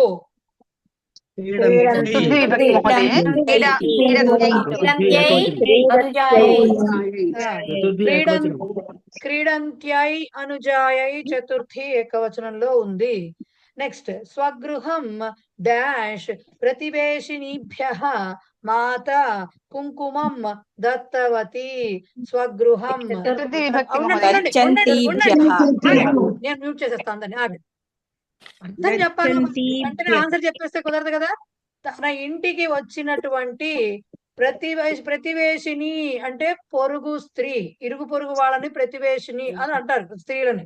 సో పొరుగింటి వాళ్ళకి మాత తల్లి కుంకుమను ఇచ్చింది. మనకు ఆ సంప్రదాయమే కదా, ఇంటికి వచ్చి వెళ్తుంటే ఆడవాళ్ళకి బొట్టు పెట్టి పంపించడం అది జరుగుతోంది అక్కడ.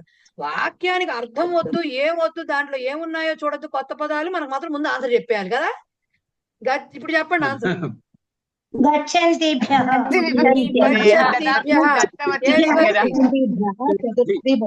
చతుర్థి విభక్తి.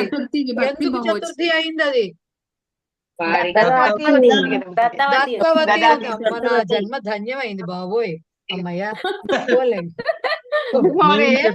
ఎప్పుడు ఎందుకు రాదు మహోదయ? ఏమో అదే ఏమో ఎవరైతే ఎందుకు రాదు మహోదయ అంటే నేనేం చెప్పను సమాధానం దానికి. అందరికీ వచ్చినట్టే లెక్క. అలా లేదు సార్, అలా ఏం లేదు. ఇది నా బలం నాకు తెలుసమ్మా. నెక్స్ట్ చాలు చాలు పొగడతలు ఎక్కువైపోతున్నాయి. అసత్యం డాష్ తస్యాం. ఉండండి ఒక్క నిమిషం. అసత్యం డాష్ తస్యాం మమ విశ్వాసః నాస్తి. అబద్ధమును డాష్ తస్యాం ఆమెయందు మమ విశ్వాసః నాస్తి నాకు నమ్మకము లేదు. ఏంటది? కథయంత్యాం వచ్చింది. ఎందుకు వచ్చింది? సప్తమి వచ్చింది. సరే ఎందుకు వచ్చింది? విశ్వాసము అనేది సప్తమి. రైట్, కరెక్ట్, అయిపోయింది. నెక్స్ట్ వాయిస్ వినిపించలేదు చెప్తున్నారు పాపం. మూర్తి గారి మాట సార్ ఎప్పటి నుంచి చెప్తున్నారు పాపం ఆయన. మీ వాయిస్ రావట్లేదు సార్. మూర్తి గారు మీరు వాయిస్ రావట్లేదు, మీ యాక్షన్స్ డంషరాట్స్ కాదు, అర్థం కావట్లేదు. పాపం ఏమైందండి పాపం? పవర్ లేదనుకుంటా. పాఠం డాష్ తాసు భూమిక బుద్ధిమతి. పాఠము డాష్ తాసు వారిలో అంటే ఆడపిల్లలలో, భూమిక అంటే పేరు ఆ అమ్మాయిది, భూమిక బుద్ధిమంతురాలు. స్మరంత్యః అని ఇచ్చారు, ఏం రాయాలి? స్మరంతీషు. స్మరంతీషు ఏ విభక్తి? విభక్తి బహువచనం. రైట్. అధ్యాపిక ఉత్తరం డాష్ విద్యార్థినీ పృష్టవతి. అధ్యాపిక అధ్యాపకురాలు ఉత్తరం సమాధానమును డాష్ విద్యార్థినీ విద్యార్థినులను పృష్టవతి అడిగినది. ఏం చెప్పాలి?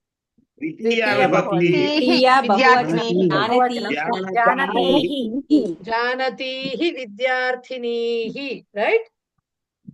జానతి ద్వితీయ బహువచనం.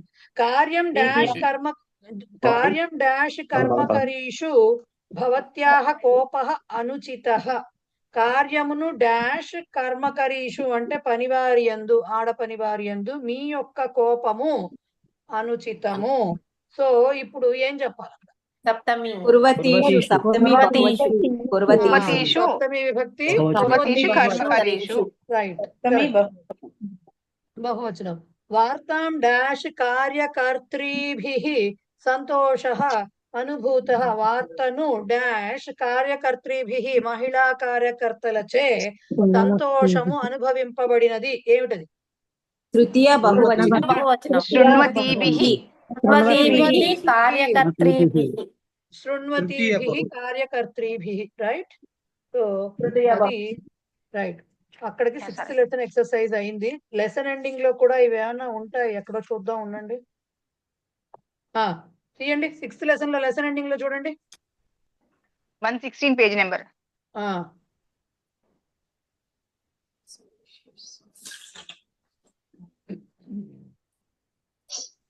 విశేష్యం దృష్ట్వా శత్రంతాని రూపాన్ని పరిష్కృత. ఎప్పుడైతే పరిష్కృత అన్నారో ఎక్కడో దోషం ఉంది అని అర్థం అనమాట. దోషాన్ని పరిష్కరించాలి. ఇప్పుడు మరి ఎలా పరిష్కరిస్తాం దీని రెండిట్లో అంటే వాళ్ళు చెప్తున్నారు, విశేష్యం దృష్ట్వా అంటే విశేష్యాన్ని మార్చకూడదు, విశేషణ పదం అయినటువంటి శత్రు రూపాన్ని కరెక్ట్ చెయ్యాలి. సో క్రీడంత్యః విద్యార్థినీహి అని ఉంది, విద్యార్థినీహి ఏమో ద్వితీయ బహువచనంలో ఉంది, కానీ క్రీడంత్యః విశేషణమేమో ప్రథమ బహువచనంలో ఉంది. కాబట్టి దాన్ని ద్వితీయాలోకి మార్చాలి. క్రీడంతీహి విద్యార్థినీహి. శృణ్వత్యాః మంత్రిణ్యై ఏం చెప్పాలి? శృణ్వత్యై మంత్రిణ్యై. చతుర్థి. స్మరంత్యాః భగినీః.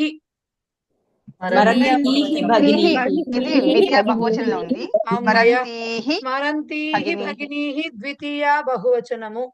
ప్రవహంత్యాః నద్యాం.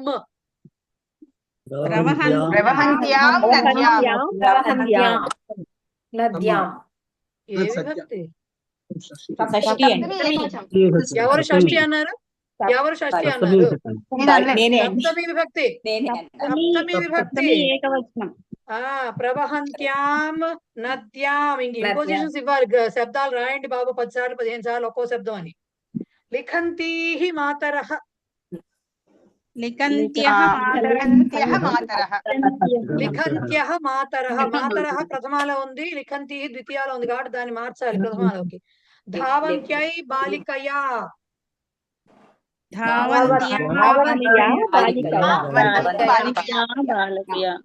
ధావన్యా బాలికయా ద్వితీయ విభక్తి. రైట్. నెక్స్ట్. ప్రథమ వాక్యస్య ఆధారేణ ద్వితీయ వాక్యే స్థితాని రిక్త స్థానాన్ని పూరయత. ప్రథమ వాక్యం చూసుకుంటూ దాంట్లో చెయ్యాలి. ఏంటి, ఎలా చెప్తున్నారు? తాహ గచ్చంత్యః సంతి. వారు అంటే ఆ స్త్రీలు వెళ్తూ ఉన్నారు.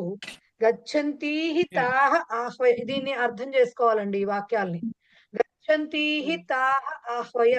వారు అంటే ఆ స్త్రీలు వెళుతూ ఉన్నారు, వెళుతూ ఉన్న వారిని ఆహ్వానించు. సో గచ్చంతీః తాహ అని ఇచ్చారు అక్కడ. ఇప్పుడు ఏతాహ క్రీడంత్యః సంతి. ఈ స్త్రీలు ఆడుతూ ఉన్నారు. డాష్ సూచయ అన్నప్పుడు ఇక్కడ ఎలా చెప్పాలి? ఏ విభక్తితో చెప్పాలి? ద్వితీయ విభక్తి. ఎలా చెప్తారు? రూపం ఎలా చెప్తారు? క్రీడంతీః సూచయ. క్రీడంతీః ఏతాః సూచయ. ఆడుతూ ఉన్న వీరిని అంటే వీరిని ఉద్దేశించి సూచించండి అని చెప్పడం. రైట్. ధేనవః చరంత్యః సంతి. ఆవులు మేస్తూ ఉన్నవి. డాష్ పశ్య. మేస్తూ ఉన్న ఆవులను చూడు.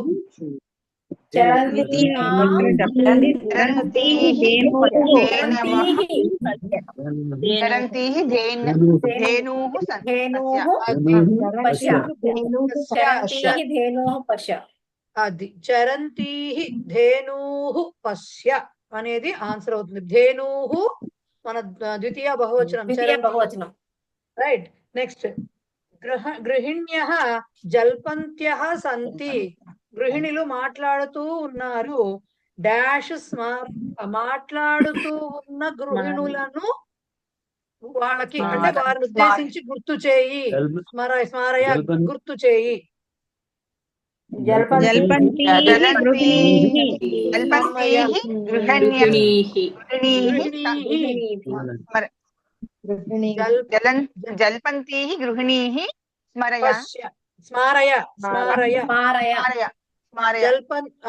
జల్పంతీః గృహిణీః స్మారయ. మాట్లాడుతూ ఉన్న గృహిణులను అంటే తెలుగులో అయితే మనం మాట్లాడుతున్న గృహిణులకు గుర్తు చేయి అంటాము. సంస్కృతంలో ద్వితీయ విభక్తి వాడతాము. అలా దానికి అర్థం చెప్పుకోవాలంటే వాళ్ళని ఉద్దేశించి గుర్తు చేయి అని చెప్పడం అవుతుంది. బాలికాః నృత్యంత్యః సంతి. బాలికలు నర్తిస్తూ ఉన్నారు. డాష్ జ్ఞాపయ అంటే నర్తిస్తూ ఉన్న బాలికలకు గుర్తు చేయి. జ్ఞాపయ తెలియపరచు. ఓకే.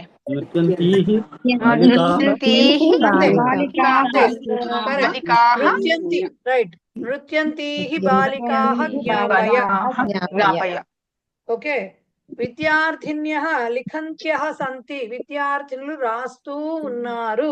రాస్తూ ఉన్న విద్యార్థులను మా పీడయ. వారిని పీడించద్దు అని ఎలా చెప్పాలి? లిఖంతీః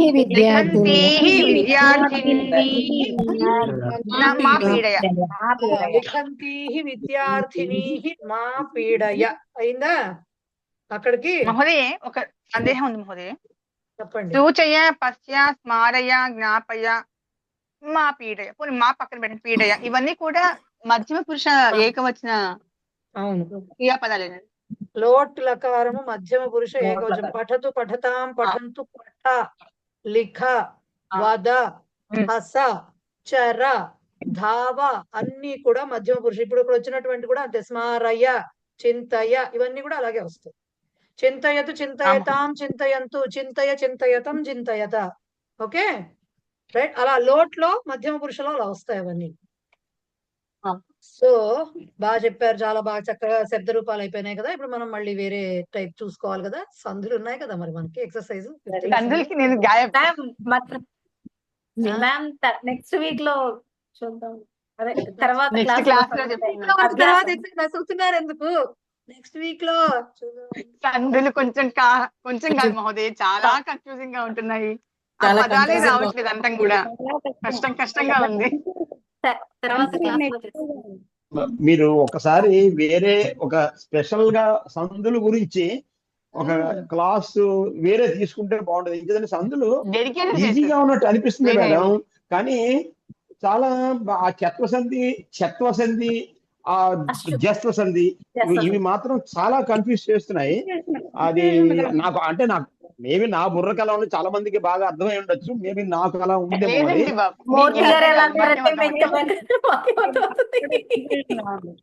అది చాలా కన్ఫ్యూజింగ్. కానీ అది ఇప్పుడు చెత్వసంధి ఉంది మేడం. ఆ చెర అంటే అది ఏంటో అర్థం. చెత్వసంధి ఉంటుంది. చెత్వసంధి దాంట్లో చెత్వసంధికి పర్టికులర్ గా అంటే స్వస్థం వస్తుంది, జస్వం వస్తుంది, తర్వాత చెత్వం వస్తుంది. ఆ కన్ఫ్యూజన్ మాత్రం చాలా ఇబ్బంది పడుతున్నాం మేడం. అది కొంచెం వేరే సెపరేట్ గా ఒక క్లాస్ మాత్రం ఒక అరగంట ఎంతో దాని గురించి చెప్తే బాగుంటుందని నా అభిప్రాయం మేడం. మీరే కాదండి, ఇప్పటికి మీకు అయిన బ్యాచ్లు ముందర అన్ని బ్యాచ్లకి కూడా వ్యంజన సంధులు అయ్యాక ఒక క్లాస్ మళ్ళీ చెప్పడం జరిగింది సంధులకి. కాబట్టి డౌట్ దాని గురించి మళ్ళీ ఒక నేను ఇవాళ ఎక్సర్సైజ్ చేయిద్దామని అసలు నేను మనసులో కూడా అనుకోలేదు. ఇవాళ ఓన్లీ విభక్తి నాకు తెలుసు కదా. ఏమండి 6th బ్యాచ్ 7th బ్యాచ్ మీరు ఇప్పుడు రేపు కోవిద రాస్తే 7th బ్యాచ్ అవుతుంది. ఇప్పుడు మరి అందరి పరిస్థితి అమ్మ అదే కదా. పుట్టుక మేనమామకు తెలియదా అంటారు కదా మేడం, అలాగా. అది తెలీదా? అది పరిస్థితి తెలిసిపోతుంది కదా. అంటే నేనైతే అనుకున్నాను మేడం, మేబీ నా బుర్రకి తట్టడం లేదు, అందరూ ఎవరు మాట్లాడటం లేదు, నా బుర్రకే తట్టడం లేదేమో, అడిగితే సిగ్గుపడాలేమో, ఇలాంటి ఫీలింగ్లు చాలా వచ్చాయి నాకు. వచ్చి మరి ఇవాళ మాత్రం నేను చెప్పండి. సిగ్గుపడాలేమో అంటే మీ సిగ్గుపడాలేమో అనుకోవాల్సి వస్తుంది. నాకు అసలు సిగ్గు లేదండి, అడిగి నేను జనరల్ గా నాకు సిగ్గు లేదు, ఆ సంగతి తెలుసు మేడంకి. పోన్లేండి బాబు, ఇప్పుడు అది కాదు విషయం. మనకి ప్రతి బ్యాచ్ లో కూడా నాకు ఇది సర్వసాధారణం. ప్రతి బ్యాచ్ లో కూడా వ్యంజన సంధులు స్టార్ట్ అయిపోయిన తర్వాత ఒకసారి బ్రేక్ ఇచ్చి, అందుకనే అసలు నేను మొన్న కూడా చేయించలేదు, మీరు చూసుకురండి అని చెప్పా. బట్ చూసుకున్నా అది అవ్వదు వ్యంజన సంధులకి ఇంకొకసారి. ఎందుకంటే ఎప్పటికప్పుడు రెండు సంధులు చెప్పుకుంటూ వెళ్తున్నప్పుడు అన్ని అర్థమైనట్టే ఉంటాయి. అండ్ దానికి సంబంధించిన ఆ ఎక్సర్సైజ్ చేసేసినప్పుడు కూడా అంతా బాగా తెలిసిపోయినట్టు ఉంటుంది. ఎందుకంటే అప్పుడే ఫ్రెష్ గా వింటాం కాబట్టి. ఒక్కసారి అన్ని కలగాపలగంగా 10 సంధుల్ని గుర్తు పెట్టుకుని చెప్పాలంటే ఏదర్ బాగా అలవాటు ఉంటే, తెలుగు సంధులు బాగా అలవాటు అయిపోయి ఉంటే వచ్చేస్తుంది. కొద్దిగా తేడా ఉంటాయి కాబట్టి సంస్కృతానికి తెలుగుకి. లేకపోతే మాత్రం కంపల్సరీ ప్రతి బ్యాచ్ కి ఖచ్చితంగా ఒక ఎక్స్ట్రా క్లాస్ ఉంటుంది సంధులకి. దాని గురించి వర్రీ అవ్వకండి, చూసుకుంటా దాని సంగతి. అయితే ఒకటి మేడం, అది కూడా మీరు చెప్పేస్తారు. ఇది విడదీయడం బాగా వస్తున్నదండి, పర్ఫెక్ట్ గా విడదీస్తున్నాం, దాంట్లో డౌటే లేదు. ఆ విడదీసింది ఏమిటి, ఏం పేరు? ఆ పేరు దగ్గర వస్తుంది.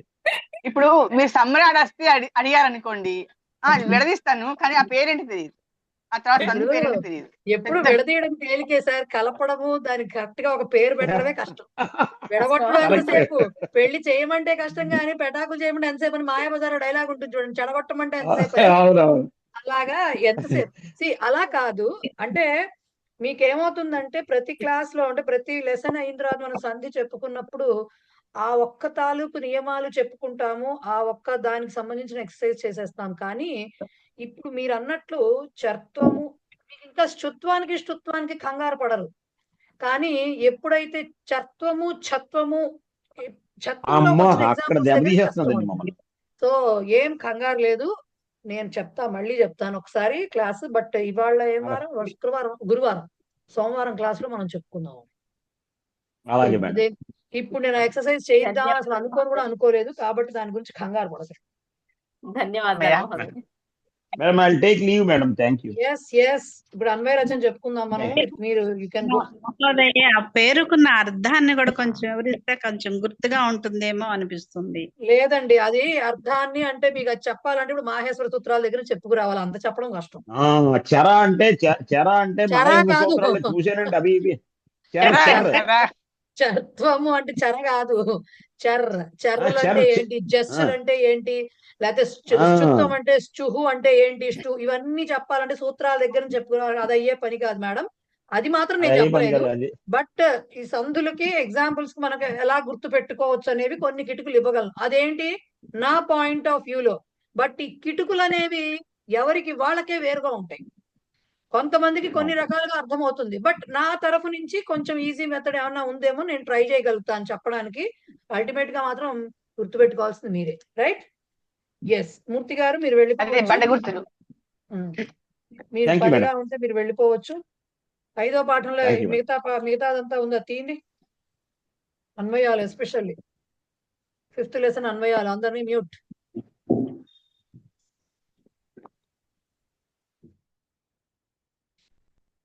ఫిఫ్త్ లెసన్ అన్వయాలు అయిపోయినాయి కదా? కాదు మా బుక్స్ లో డబుల్ ప్రింట్ ఒకేది డబుల్ టైం వచ్చి పడలేదంటే మీరు ఫొటోస్ పెడతానన్నారు. పంపించలేదు కదా నేను ఫొటోస్ మీకు? పెట్టలేదండి. ఒక్కసారి మళ్ళీ మెసేజ్ చేయాల్సిందండి నాకు. నేను మర్చిపోయాను అసలు కంప్లీట్ గా, నా గందరగోళంలో ఉండి నేను. అయ్యో ఓ పని చేస్తాను ఉండండి, లేకపోతే ఒక్క పని చేస్తాను. నా ఫోన్ ఏది? ఎవరైనా ఫొటోస్ తీసి పెట్టగలుగుతారా ఇప్పటికిప్పుడు వాట్సాప్ లో? నాకు పెట్టగలిగితే నాకు పెట్టండి ఒకసారి. నాకే పెట్టండి, పర్సనల్ గా పెట్టండి. ఇప్పటికిప్పుడు 5వ లెసన్ లో అన్వయ రచన శ్లోకాలు మొత్తం 3 పేజీలు 4 పేజీలు ఉన్నాయి, 3.5 పేజీలు. ఒక్కసారి ఇప్పటికిప్పుడు క్లియర్ గా కొంచెం వచ్చేట్టుగా ఫోటో తీసి పెట్టండి.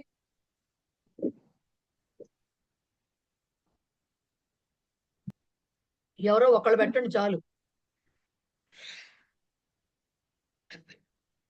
నాకు కొంచెం బిజీగా ఉన్నాను, దాంతో నాకు మర్చిపోయాను, అసలు కంప్లీట్ గా బుర్రలోంచి వెళ్ళిపోయింది.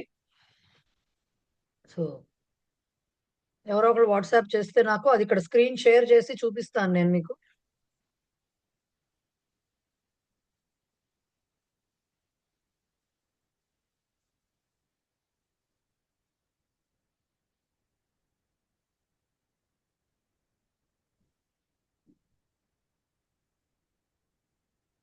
నవళి గారు పంపించేశారు ఆల్రెడీ, కాబట్టి ఇంకొక పేజ్ రావాలి మేడం, ఇంకొక పేజ్ కూడా రావాలి.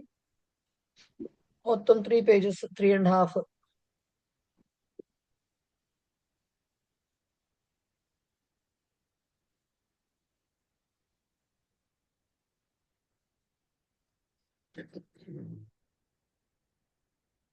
ఎస్. సో నేను ఇవి క్లాస్ అయిపోయిన తర్వాత ఇవి గ్రూప్ లో ఫార్వర్డ్ చేస్తాను. ఈ లోపల అయితే లెసన్ లో వినండి, ఇవి నేను షేర్ చేసి పంపిస్తాను.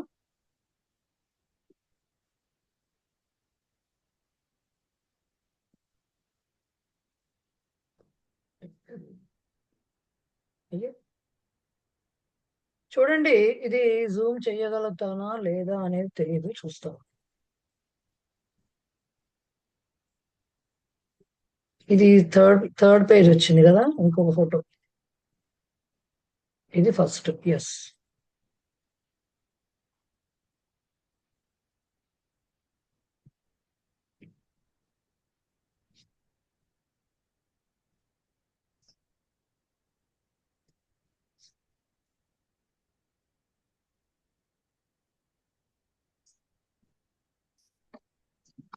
ఇది చూడండి, ఈ శ్లోకము అయనేషు చ సర్వేషు యథాభాగం అవస్థితాః భీష్మమేవాభిరక్షంతు భవంతః సర్వ ఏవ హి అని ఇది ఉంది, శ్లోకం ఉంది.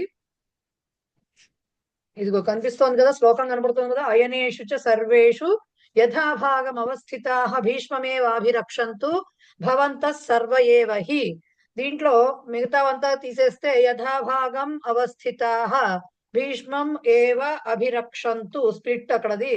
భవంతః సర్వే ఏవ హి, సర్వే ఏవ, సర్వ ఏవ అయింది యాంతావాంత యలోపం జరిగి. రైట్. ఇప్పుడు ఇక్కడ మనం చెప్పుకున్నాము, మొన్న మీనింగ్స్ చెప్పుకున్నాం దీనికి. యాక్చువల్ గా అయనం అంటే ఎంట్రన్స్ దేనికి? దారి. మన ఎక్కడైతే ఒక వ్యూహ రచన గావించబడినటువంటి సైన్యం ఉందో, అంటే దాని ప్రకారంగా అరేంజ్ చేయబడి ఉన్నటువంటి సైన్యానికి లోపలికి వెళ్ళడానికి ఉండేటటువంటి ద్వారం ఏదైతే ఉందో దాన్ని అయనం, దాన్ని కూడా అయనం అంటారు అని చెప్పుకున్నాము. సో ఏం చెప్తున్నారు? అయనేషు చ రక్షంతు భవంతః సర్వ ఏవ హి, అది చెప్తున్నాం కాబట్టి చూడండి.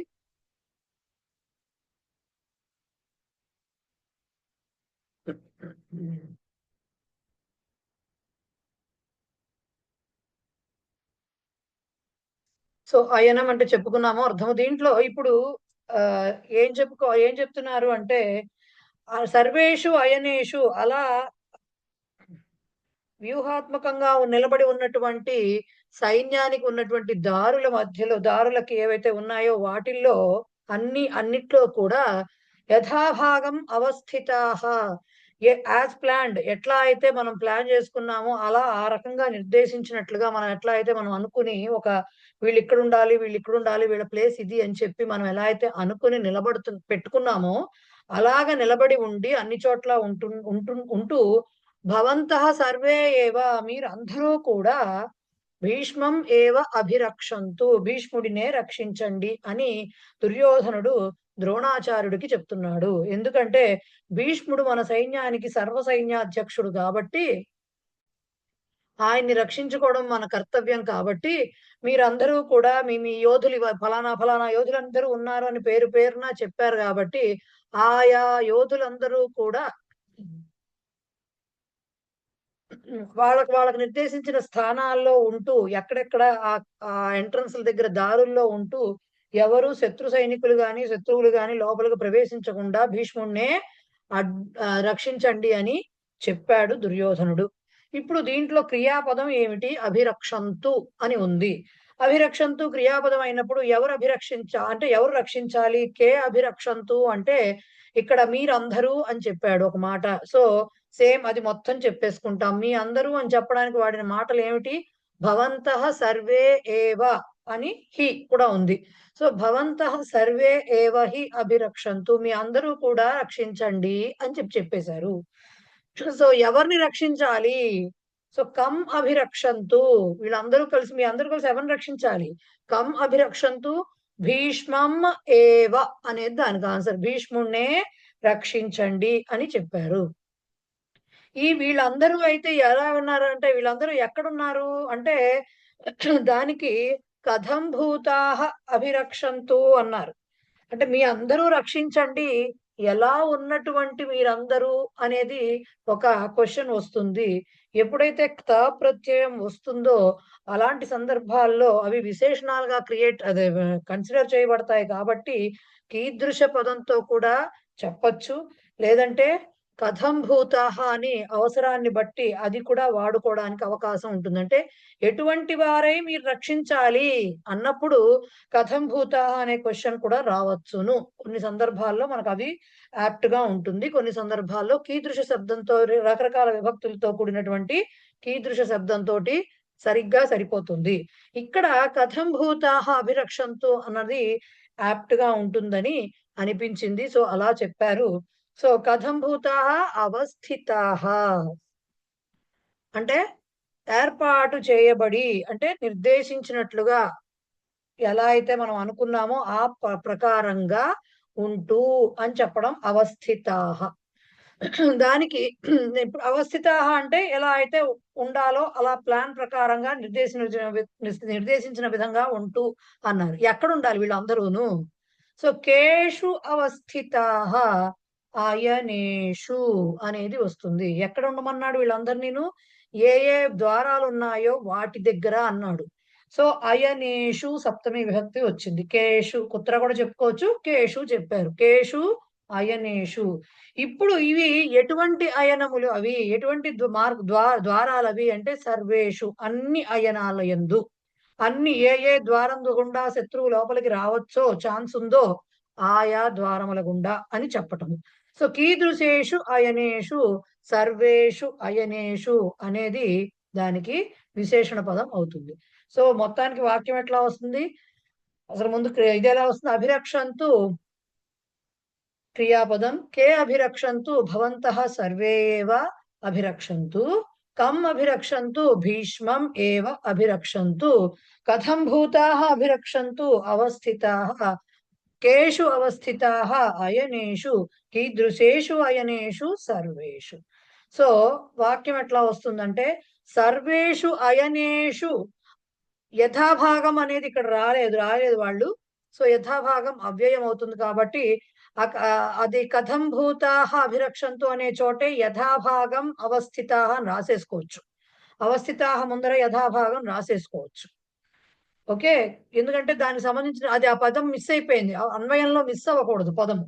కాబట్టి సర్వేషు అయనేషు చ యథాభాగం అవస్థితాః భవంతః సర్వే ఏవ భీష్మం ఏవ అభిరక్షంతు. ఇది వాక్యం వస్తుంది. ఏమొస్తుంది? సర్వేషు అయనేషు చ యథాభాగం అవస్థితాః భవంతః సర్వే ఏవ హి, ఓకే, భవంతః సర్వే ఏవ హి భీష్మం ఏవ అభిరక్షంతు. ఇది వాక్యం వస్తుంది. అన్ని ద్వారముల యందు కూడా నిర్దేశించిన ప్రదేశాలలో ఉంటూ మీ అందరూ కూడా భీష్ముడినే రక్షించండి అని చెప్పటం తాత్పర్యం అన్నమాట దానికి. రైట్, ఇది ఫస్ట్ శ్లోకం. సెకండ్ శ్లోకం ఏమిటి?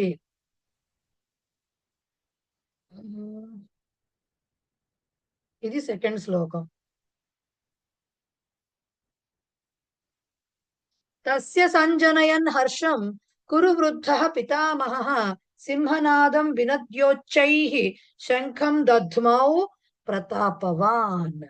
తస్య సంజనయన్ హర్షం కురు వృద్ధః పితామహః సింహనాదం వినద్యోచ్చైః శంఖం దధ్మౌ ప్రతాపవాన్ అని చెప్పారు.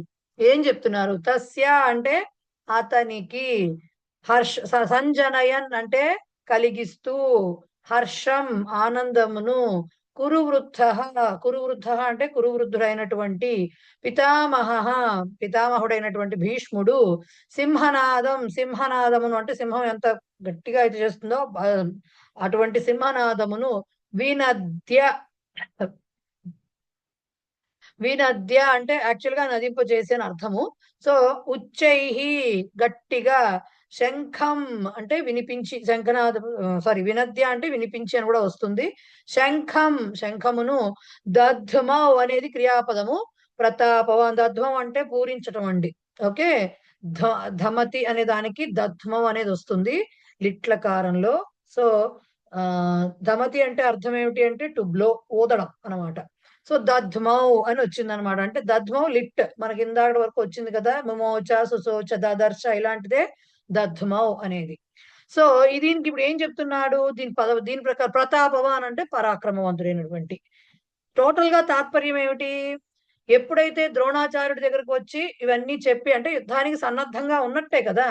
సో ఇప్పుడు ఏంటి పరిస్థితి అయింది? ఇప్పుడు ఆ దుర్యోధనుడికి యుద్ధానికి రెడీగా ఉన్నటువంటి ఆ దుర్యోధనుడికి ఆనందం కలిగించే విధముగా పితామహుడైనటువంటి, ప్రతాపవంతుడైనటువంటి, కురువృద్ధుడైనటువంటి మన భీష్మ పితామహుడు శంఖాన్ని పూరించాడు. గట్టిగా అరుస్తూ, సింహనాదమును చేస్తూ, వినిపించి అంటే వినద్య, సింహనాదం గట్టిగా అరుస్తూ, అంటే మారుమోగేలా చేస్తూ, అరుస్తూ అంటే ఏంటి? గట్టిగా అరిస్తే అది మారుమోగేలా, ప్రతిధ్వనించేలా చేస్తూ శంఖాన్ని ఊదాడు. శంఖం ఊదడం అంటే ఏంటండి? శంఖాన్ని పూరించడం అంటే ఇక యుద్ధం బిగిన్ అటు 1 2 3 గో అన్నట్టుగా ఫ్లాగ్ ఇచ్చేయడం కదా అది.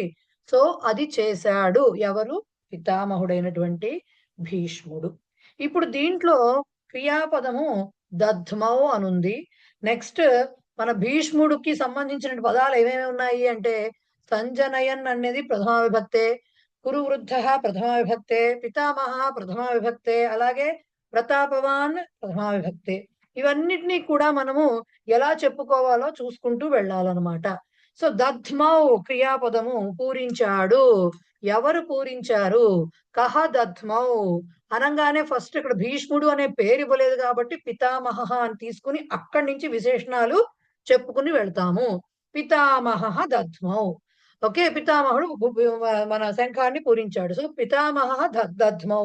పితామహుడు ఎలాంటి వాడు? ప్రతాపవాన్, కురువృద్ధ. ఇంకోటి కూడా ఉంది, సంజనయన్ అనేది శత్రు ప్రత్యయం వచ్చింది. సో ఎలా చెప్పుకోవాలి? కీదృశ పితామహ కురువృద్ధ ఫస్ట్ విశేషణం. పునః కీదృశ ప్రతాపవాన్ ప్రతాపవంతుడైనటువంటి. పునః కీదృశ అనుంది, లేకపోతే 2 సార్లు చెప్పాక సంజనయన్ ఎప్పుడైతే వచ్చిందో, శత్రు ప్రత్యయం వచ్చినప్పుడు కిం కుర్వన్ అనేటటువంటి మన క్వశ్చన్ రావాలి. శత్రు ప్రత్యయం వచ్చినప్పుడు కిం కుర్వన్ అని మనకు క్వశ్చన్ రావాలి. సో కిం కుర్వన్ దధ్మౌ అంటే సంజనయన్ దధ్మౌ, కలిగిస్తూ ఊదాడు. ఏం కలిగిస్తూ అంటే అప్పుడు కం సంజనయన్ ఏం కలిగిస్తూ? హర్షం. హర్ష పుంలింగ శబ్దం కాబట్టి హర్షం సంజనయన్. ఓకే, ఎవరికి సంతోషాన్ని కలిగిస్తూ? నెక్స్ట్ క్వశ్చన్ వస్తుంది, కస్య సంజనయన్. కస్య హర్షం లేకపోతే ఎవరికి సంతోషాన్ని? తస్య అని ఇచ్చారు కానీ అక్కడ దుర్యోధనస్య అలాంటి మాటలు ఏమి ఇవ్వలేదు కాబట్టి కస్య హర్షం, మన తస్య హర్షం. దీని తర్వాత ఏమైంది? ఏం చేశాడు? సరే కలిగిస్తూ పూరించాడు అన్నప్పుడు ఏం పూరించాడు అవన్నీ వస్తాయి కదా ముందు. ఓకే, ఏం పూరించాడు అవన్నీ వస్తాయి. నాకు తెలిసి దీంట్లో మీకు అది కూడా ఇవ్వలేదు, కర్మపదం కూడా ఇవ్వలేదు. కం దధ్మౌ అని కూడా ఇవ్వాలి, శంఖం.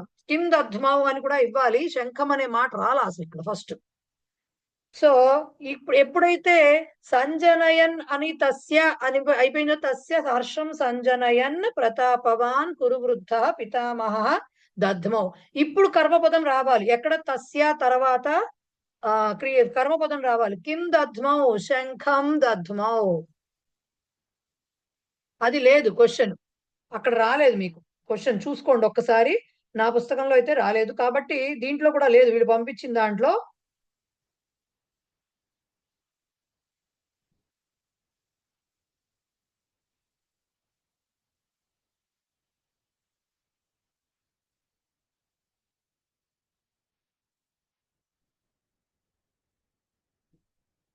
శంఖ శబ్దము మామూలుగా నపుంసకలింగం అన్నట్టు గుర్తు, దాని గురించి వెతుకుతున్నారు. పుంలింగమా రెండు ఉన్నాయి, కాబట్టి ఏదైనా రాసుకోవచ్చు. కిం దధ్మౌ రాసుకుంటే శంఖం దధ్మౌ. ఓకే, అక్కడ కర్మపదం దేని తర్వాత ఉండాలండి? ఇది కస్య హర్షం తస్య తర్వాత కం దధ్మౌ. అప్పుడు సారీ, కిం దధ్మౌ శంఖం దధ్మౌ. ఎట్లా ఊదాడు శంఖాన్ని? ఇప్పుడు కథం దధ్మౌ. కథం ఎందుకు వచ్చింది? ఉచ్చైహి, యాడ్వర్బ్ ఎప్పుడైతే వస్తుందో, యాడ్వర్బ్ అంటే క్రియా విశేషణం ఎప్పుడైతే వస్తుందో కథం అనేటటువంటిది కూడా వస్తుంది. కాబట్టి ఉచ్చైహి దధ్మౌ. ఇంకా ఉంది అక్కడ వినద్య అని ల్యవంతం ఉంది. ల్యవంతం ఉన్నప్పుడు క్వశ్చన్ ఏం రావాలి?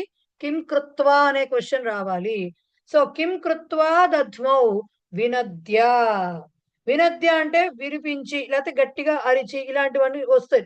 బాగా గట్టిగా అరిచి అనేది వినద్య అనేది. నదతి అంటే అర్థం ఏంటంటే బాగా పెద్ద సౌండ్ చేయడం అని అర్థం. సో దానికి వినద్య, గట్టిగా సౌండ్ చేస్తూ అరుస్తూ అనే అర్థం వస్తుంది. సో కిం కృత్వా దధ్మౌ వినద్య. సింహనాద పుంలింగ శబ్దం, సింహనాదం ద్వితీయాలో ఉంది కాబట్టి కమ్ము వినద్య.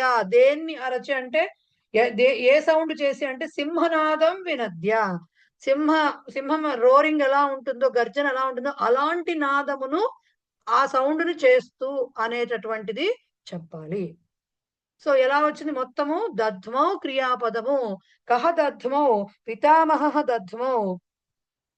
కీదృశః పితామహః కురు వృద్ధః, పునః కీదృశః ప్రతాపవాన్. తర్వాత కిం కుర్వన్ సంజనయన్ ఉంది కదా, కిం కుర్వన్ దధ్మౌ సంజనయన్. కిం కం సంజనయన్ హర్షం సంజనయన్. కస్య హర్షం, ఎవరికి హర్షాన్ని కలిగిస్తూ, తస్య హర్షం. ఇప్పుడు దేన్ని పూరించాడు? ఊదాడని ముందు చెప్పుకుని ఇదంతా చెప్పుకొచ్చాం వివరణ. ఇప్పుడు దేన్ని ఊదాడు? కిం దధ్మౌ శంఖం దధ్మౌ. శంఖాన్ని ఎలా పూరించాడు? గట్టిగా పూరించాడు. సో కథం దధ్మౌ ఉచ్చైహి దధ్మౌ. ఇది చేసే ముందర, శంఖాన్ని ఊదడానికి ముందర ఇంకేటేదో చేశాట. సో కిం కృత్వా దధ్మౌ వినద్య. దేన్ని గట్టిగా అరిచి? సింహము నాదాన్ని చేసి అని చెప్పారు. సో కం వినద్య సింహనాదం వినద్య. ఈ వాక్యం అంతా ఎలా తెలుగులో చెప్పుకోవాలంటే ఎలా చెప్పుకోవాలి? అతనికి సంతోషము కలిగిస్తూ, ఓకే, అతనికి సంతోషము కలిగిస్తూ కురు వృద్ధుడు ప్రతాపవంతుడు అయినటువంటి భీష్మ పితామహుడు, ఓకే, భీష్మ పితామహుడు గట్టిగా అదేంటిది సింహనాదమును చేసి శంఖమును పూరించాడు, గట్టిగా పూరించాడు. ఇది చెప్పుకోవాలి. ఈ సంస్కృతంలో ఎలా చెప్పుకోవాలి? తస్య హర్షం సంజనయన్ కురు వృద్ధః ప్రతాపవాన్ పితామహః, ఓకే, సింహనాదం వినద్య శంఖం ఉచ్చైహి దధ్మౌ. ఇది చెప్పుకోవాలి. మళ్ళీ చెప్తున్నా, తస్య హర్షం సంజనయన్, అతనికి సంతోషమును కలిగిస్తూ, కురు వృద్ధః ప్రతాపవాన్ పితామహః, కురువృద్ధుడు ప్రతాపవంతుడు అయినటువంటి పితామహుడు, ఓకే, సింహనాదం వినద్య, సింహనాదమును చేస్తూ గట్టిగా, శంఖం ఉచ్చైహి దధ్మౌ, శంఖమును గట్టిగా పూరించాడు. క్లియర్? ఎస్. ఇంకొకసారి చెప్పరా అండి? వాక్యం చెప్పాలా? వాక్యం. తస్య హర్షం సంజనయన్ కురు వృద్ధః ప్రతాపవాన్ పితామహః తస్య హర్షం సంజనయన్ కురు వృద్ధః ప్రతాపవాన్ పితామహః సింహనాదం వినద్య ఉచ్చైః శంఖం దధ్మౌ ఆర్ శంఖం ఉచ్చైః దధ్మౌ, ఎలా అయినా ఓకే. అలాగే రైట్. ఎస్ రవళి చెప్పండి. మేడం ముందర శ్లోకంలో ఇక్కడ యథాభాగానికి అన్వయం ఆకాంక్ష రాలేదు కదా, అప్పుడక్కడ అవస్థితాహ దగ్గర పెట్టేసుకోండి. అవస్థితాహ ముందర రాసేసుకోండి అంతే. కథం భూతాహ అన్న చోట యథాభాగం అవస్థితాహ రాసేసుకోండి. అక్కర్లేదు. కథం భూతాహలోనే వచ్చేస్తుందమ్మా అది. కథం భూతాహ అంటే ఎట్లా అయ్యి అని చెప్పినట్టు కదా, ఏ స్థితిలో ఉండి అన్నట్టుగా కదా. సో నిర్దేశించబడిన స్థితిలో ఉండి, నిర్దేశించిన ప్లేసుల్లో ఉండి అన్నట్టుగా మొత్తం వచ్చేస్తుంది. కాబట్టి యథాభాగం అవస్థిత ఒకటే రాసేసుకోవచ్చు. రైట్. మూడవ శ్లోకం చూడండి. ఒకవేళ లాగాఫ్ అయిపోతే ఒక్కసారి లాగిన్ అవ్వండి, ఎందుకంటే ఇది చెప్పేసుకుందాం, ఇక్కడికి అయిపోతుంది. మూడవ శ్లోకము, దీని నెక్స్ట్ ఫోటో వెళ్ళాలి కదా మనం.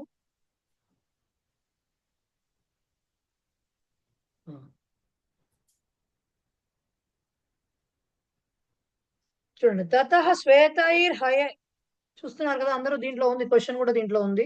తస్య శ్వేతైర్హయైర్యుక్తే మహతి స్యందనే స్థితౌ మాధవః పాండవశ్చైవ దివ్యౌ శంఖౌ ప్రదధ్మతుః.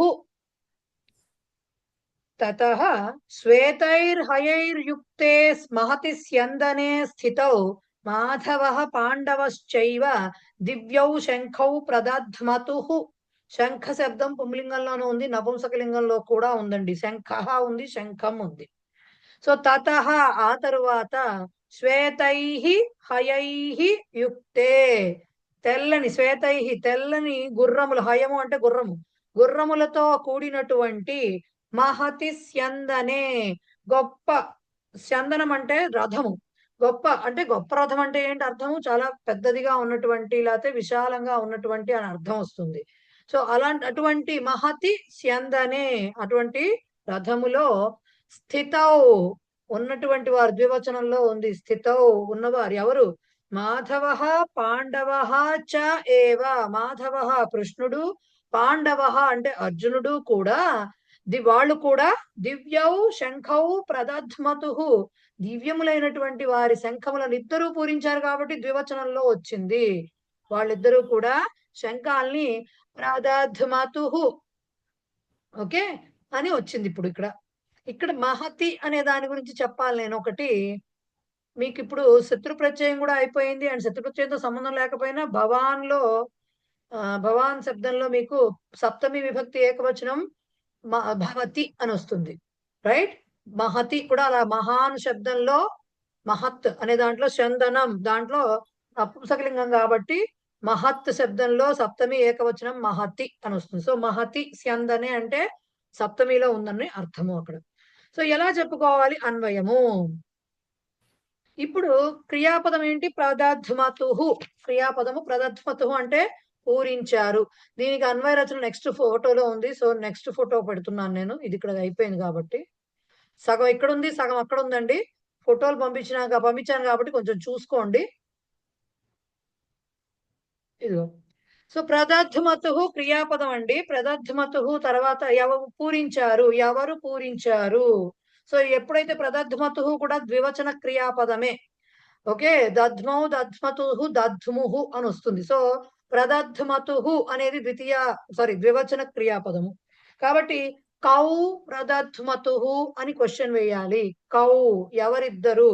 ఇక్కడ ఎవరిద్దరు అన్నప్పుడు మాధవః పాండవః ఇద్దరు విడివిడిగా చెప్పారు కాబట్టి అలాగే రాసుకోవాలి. మాధవః పాండవః చ. ఓకే. మాధవః మనం చా గురించి చెప్పుకున్నాం.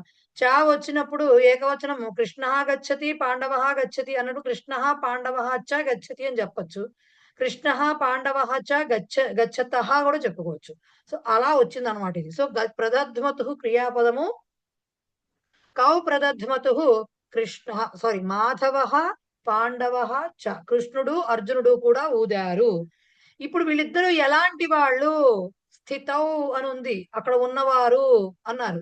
అంటే కీదృశౌ తౌ ఎలాంటి వాళ్ళు వీళ్ళు ఇప్పుడు స్థితౌ ఉన్నవాళ్ళు. నేను ఇందాక చెప్పాను చూసారు, ఫస్ట్ శ్లోకంలో కథం భూతాహ అని వచ్చింది, అదే తా ప్రత్యయానికి. ఇక్కడ కీదృశౌ అని వచ్చింది, అదే స్థిత అనే తా ప్రత్యయానికి. అవసరాన్ని బట్టి సందర్భాన్ని బట్టి ఏది తగినట్టుగా ఉంటుందో అలా రాసుకోవాలి క్వశ్చన్. ఓకే, సో కీదృశౌతో ఎలాంటి వాళ్ళు, వాళ్ళిద్దరు స్థితౌ ఉన్నవాళ్ళు. ఎక్కడ ఉన్నారు వీళ్ళిద్దరు అంటే కుత్ర స్థితౌ ఆర్ కస్మిన్ స్థితౌ రెండు చెప్పుకోవచ్చు. స్యందనం అని ప్లేస్ చెప్తున్నారు కాబట్టి కుత్ర స్థితౌ అని చెప్పుకోవచ్చు. స్యందనే రథములో. ఇప్పుడు స్యందనం ఎలాంటిది, కీదృశే స్యందనే, మహతి స్యందనే. ఓకే, మహతి స్యందనే. బాగుంది. ఇంకా ఏమిటి, ఇంకా ఈ రథంకి ఇంకా ఏదో ఉంది. ఎలా ఉంది రథము, తెల్లని గుర్రాలతో కూడినదిగా ఉంది రథము. తెల్లని గుర్రాలతో కూడినది ప్లస్ పెద్ద విశాలమైనది రథము. ఇప్పుడు సో రథానికి ఇప్పుడు కీదృశే స్యందనే, స్యందనే అంటే మహతి అని ఒకటి చెప్పేశాం. రెండోది కూడా చెప్పాలి కదా. రెండో దానికి ఉన్నటువంటి పదం ఏమిటి అంటే యుక్తే. యుక్త అనేది మళ్ళీ తా ప్రత్యయం, అది కూడా అందుకుని విశేషణం. యుజ్ ధాతువుకి యుక్త అనేది తా ప్రత్యయం వస్తుంది కాబట్టి యుక్తే పునః కీదృశే అంటే యుక్తే కూడినదైనటువంటి. కూడినది అనగానే దేంతో కూడినది నెక్స్ట్ క్వశ్చన్ వస్తుంది. నెక్స్ట్ క్వశ్చన్ దేంతో కూడినది అంటే ఏమొస్తుంది, కైహి యుక్తే. కైహి యుక్తే దేంతో కూడింది, హయైహి యుక్తే గుర్రములతో కూడి ఉన్నది. రైట్, గుర్రాలతో కూడి ఉంది. ఇప్పుడు ఈ గుర్రాలు ఎట్లా ఉన్నాయి, తెల్లగా ఉన్నాయి. రైట్, సో కీదృశైహి హయైహి శ్వేతైహి హయైహి. ఓకే, శ్వేతైహి హయైహి. ఇప్పుడు తర్వాత ఏమైంది, ఇప్పుడు వీళ్ళు రెండు శంఖాలను పూరించారు. ఆయన ఒక శంఖం, ఈయన ఒక శంఖాన్ని పూరించాడు. సో కర్మపదం రావాలి. ఇప్పుడు కర్మపదం ద్వివచనంలో ఉంటుంది కాబట్టి మీకు ప్రథమ విభక్తిలోని ద్వితీయ విభక్తిలోని ఒకే రూపంలో ఉంటుంది. శంఖౌ శంఖ, శంఖౌ శంఖాః, శంఖం శంఖౌ శంఖాన్. కాబట్టి శంఖౌ అనే వస్తుంది కాబట్టి ఇక్కడ కౌ శంఖౌ ప్రదధ్మతు అంటే ఇక్కడ ద్వితీయ వేటిని ఊదారు అనే క్వశ్చన్ వస్తుంది. సో కౌ ప్రదధ్మతు శంఖౌ. ఇప్పుడు ఈ శంఖాలకు విశేషణ పదం ఉంది దివ్యౌ అని, కాబట్టి కీదృశౌ శంఖౌ దివ్యౌ శంఖౌ. ఇదంతా ఎప్పుడు జరిగింది, తతః అని ఉంది అంటే ఆ తర్వాత. ఎప్పుడైతే పితామహుడు భీష్ముడు శంఖాన్ని పూరించాడో ఆ పిమ్మట వీళ్ళు కూడా శంఖాలను పూరించారు. అంటే అటువైపు నుంచి వాళ్ళు ఊదారు, ఇటుపక్క నుంచి వీళ్ళు ఊదారు, సై అన్నారు అనమాట వీళ్ళు కూడా. కాబట్టి తతః అని ఉంది. సో కదా ప్రదధ్మతు తతః అని వచ్చింది. మొత్తం చెప్పుకుంటే ఎలా వస్తుంది, అన్వయం ఎలా వస్తుంది మనకి, మొత్తం చెప్పుకుంటే అన్వయం ఎలా వస్తుంది, ప్రదధ్మతు క్రియాపదము. ఓకే, కౌ ప్రదధ్మతు ఎవరు ఊదారు, ఇక్కడ ద్వివచనంలో ఇచ్చారు కాబట్టి మాధవ పాండవ చ ప్రదధ్మతు. ఓకే, వీళ్ళిద్దరూ ఎక్కడున్నారు, ఎలా ఉన్నారు, సో కీదృశౌ తౌ. సో ఈ కీదృశౌ వాళ్ళిద్దరు కూడా ఎలా ఉన్నారు. తౌ అని ఎందుకు ఇచ్చారు, మళ్ళీ ఇద్దరు పేర్లు రాయడం ఇష్టం లేక కీదృశౌ తౌ వాళ్ళిద్దరు ఎలా ఉన్నారు, ఎటువంటి వారు స్థితౌ ఎక్కడ ఉన్నారు, కుత్ర స్థితౌ స్యందనే. ఈ స్యందనం రథం ఎలా ఉన్నది, కీదృశే స్యందనే మహతి. అక్కడతో ఆగలా, ఇంకా చెప్తున్నారు యుక్తే అని చెప్తున్నారు. కాబట్టి పునః కీదృశే యుక్తే. ఓకే, పునః కీదృశే యుక్తే. యుక్తే అనగానే కూడినది అనగానే దేంతో కూడింది తెలియాలి కాబట్టి ఏమంటారు, కైహి యుక్తే అని చెప్పారు. కైహి యుక్తే గుర్రాలతో కూడింది అది. సో హయైహి యుక్తే. ఇప్పుడు ఈ గుర్రాలు తెల్లగా ఉన్నాయి, సో విశేషణం చెప్పాలి. కీదృశైహి హయైహి శ్వేతైహి హయైహి యుక్తే అనేది వస్తుంది. సరే, వీళ్ళని ముందర క్రియాపదం చెప్పాం, దాని తాలూకు కర్తృపదం చెప్పాం, ఆ కర్తృపదం తాలూకు విశేషణాలు వాళ్ళ ప్లేస్ గట్రా అన్ని చెప్పేశాం. ఏం చేశారు, నెక్స్ట్ దేన్ని ఊదారో చెప్పాలి కదా. సో కర్మపదం వస్తుంది, ద్వివచనంలో కర్మపదం వస్తుంది కాబట్టి క్వశ్చన్ కూడా ద్వివచనంలో రావాలి. ద్వితీయ విభక్తిలో కౌ ప్రదధ్మతు శంఖౌ. శంఖములను వేటిని ఊదారు, శంఖాలను, రెండు శంఖాలను ఊదారు. ఈ రెండు శంఖములు ఎట్లా ఉన్నవి, మళ్ళీ కీదృశౌ శంఖౌ దివ్యౌ చాలా దివ్యంగా ఉన్నాయి. ఇదంతా ఎప్పుడు జరిగింది, ఈ శంఖాలను పూరించడం అనేది ఎప్పుడు జరిగింది, తతః ఆ తరువాత. సో కదా ప్రదధ్మతు తతః. తెలుగులో వాక్యం చెప్పుకుంటే ఎలా వస్తుంది? ఆ తరువాత, ఓకే, ఆ తరువాత తెల్లని గుర్రములతో కూడినది అలాగే విశాలమైనది అయినటువంటి రథములో ఉన్నటువంటి కృష్ణార్జునులు ఇద్దరూ కూడా దివ్యమైనటువంటి శంఖములను పూరించారు. ఇక్కడ మనం రెండు అని చెప్పక్కర్లా, ఆల్రెడీ కృష్ణార్జునులు ఇద్దరు దివ్యమైన శంఖములను పూరించారంటే వాళ్ళిద్దరూ చెరొకటి పూరించారని చెప్పేసేది, తెలుగులో అర్థం వచ్చేస్తుంది.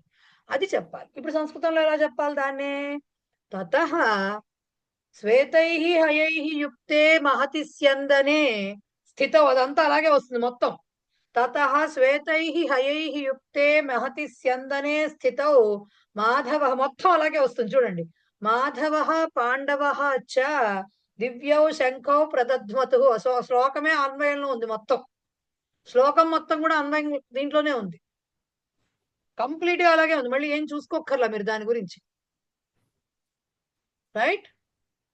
సో మొత్తం శ్లోకమే అన్వయ దాంట్లోనే ఉంది, కరెక్ట్ గా యాజ్ ఇట్ ఈస్ గా అన్వయ క్రమంలో ఉంది శ్లోకం.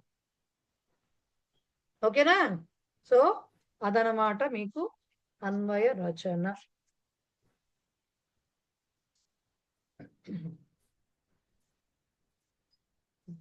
లౌకిక న్యాయాలు చూడండి. ఇక్కడ పిష్టపేషణ న్యాయం అని, అంధగజ న్యాయం అని రెండు ఉన్నాయండి. పిష్టపేషణ న్యాయం అంటే ఏంటంటే, పిష్టము అంటే ఏంటి? పిష్టంలా ఉంది అంటారు, అంటే పిండి ముద్దలా ఉండడం అనమాట. పిండి పిండి అంటేనే అర్థం ఏంటి? ఆల్రెడీ మిక్స్ అంటే గ్రైండ్ చేసేసింది కదా. పిండి చేయడం అంటే ఆల్రెడీ మొత్తం అయిపోయింది ప్రాసెస్. మళ్ళీ పేషణం అంటే రుబ్బడం అనమాట. పేషణం అంటే రుబ్బటం, గ్రైండ్ చేయటం. ఆల్రెడీ గ్రైండ్ చేసిన దాన్నే మళ్ళీ గ్రైండ్ చేయడం అంటే అర్థం ఏమిటి? చెప్పిందే మాటి మాటికి చెప్పి అవతల వాళ్ళ బుర్ర తినడం, రైట్? సో దీన్ని పిష్టపేషణ న్యాయం అంట. ఇలా రాయకండి పరీక్షలో, అలా రాయకండి. అక్కడ ఎలా వాడారో చెప్పిన దాన్నే మళ్ళీ చెప్పుట అలా రాయండి, కానీ చెప్పిందే చెప్పి చెప్పి చెప్పి అవతల వాళ్ళ బుర్ర తినడం అని రాయకండి. సో ఇది పిష్ట పేషణం, దానికి అంతకుమించి చెప్పేది ఏం లేదు దాంట్లో. అంధ గజ న్యాయం రెండవది. అంధ అంటే గుడ్డివాళ్ళు, గుడ్డివాడు. గజ అంటే ఏనుగు. ఏమిటి అంటే, ఓ నలుగురు గుడ్డివాళ్ళు కలిసారండి, నలుగురో ముగ్గురో ఎంతో మంది.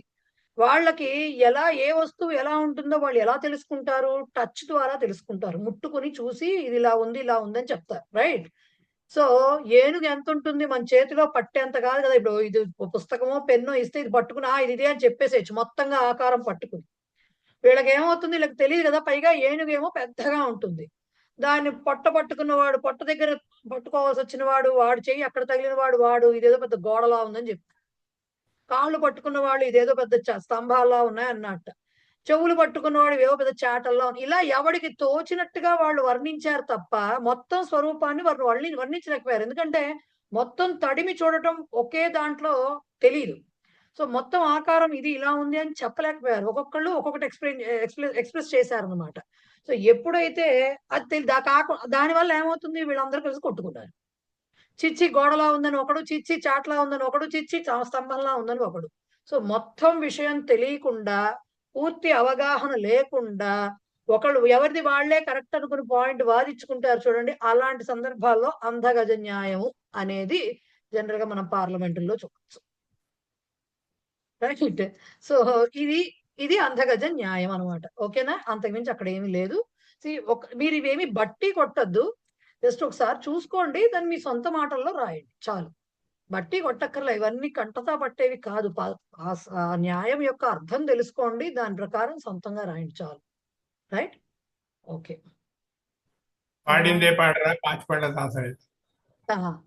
అట్లాగే ఉంటుంది. ఇప్పుడు అది మనకు తెలుగులో సామెత కదా, కానీ చెప్పి చెప్పి తినేస్తారు. ఇప్పుడు ఈ ఇంకొక మాట కూడా వేస్తున్నారు కంప్యూటర్స్ వాళ్ళు యుగంలో. మేము చదువుకునేప్పుడు సీడీ వేసేయడం అనేవారు, చెప్పిందే చెప్తుంటే సీడీ వేయడం అనేవాళ్ళు, రిపీటెడ్ గా చెప్పడం అనమాట, సీడీ ప్లే చేయడం అనేవారు అనమాట మేము చదువుకునేటప్పుడు. సో అది ఒక్కసారి ఏంటండి, తెలుగులోనే రాయాలి కదండి? తెలుగులోనేనండి. ఇది సంస్కృతంలో ఇస్తే ఇప్పుడు నేను నోట్స్లు ఇవ్వాలి మీకు అందరు కూర్చోబెట్టి. అంటే లౌకిక న్యాయం పుస్తకంలో సాంస్క్రిట్ లో ఉందండి, అందుకని. దేంట్లో సంస్కృతంలో ఉంది? లౌకిక న్యాయాన్ని పుస్తకం ఒకటి. ఆహా, అది కాదు మీకు పుస్తకంలో మీకు పుస్తకంలో తెలుగులో ఎక్స్ప్లెనేషన్ ఇచ్చారు, మీరు అదే రాయాలి. అలాగే. ఓకే. సో అలాగే. ఒకవేళ నేను మనకు వచ్చిన వాక్యాల్లో ఒక చోట ఎక్కడ మలినత అని చదివాను. మనకి అంటే మళ్ళీ కనపడట్లేదు, వెతికి విసుగొస్తుంది. మలినత అంటే అసలు మలినత మలినత అంటే ఏమిటి? మాలిన్యము అన్న, మలినత అన్న, మలినత్వం అన్న అన్నిటికీ ఒకటే అర్థం. అంటే ఏంటి మాలిన్యం అంటే? అర్థం ఏంటి? మాలిన్యం అంటే అంటే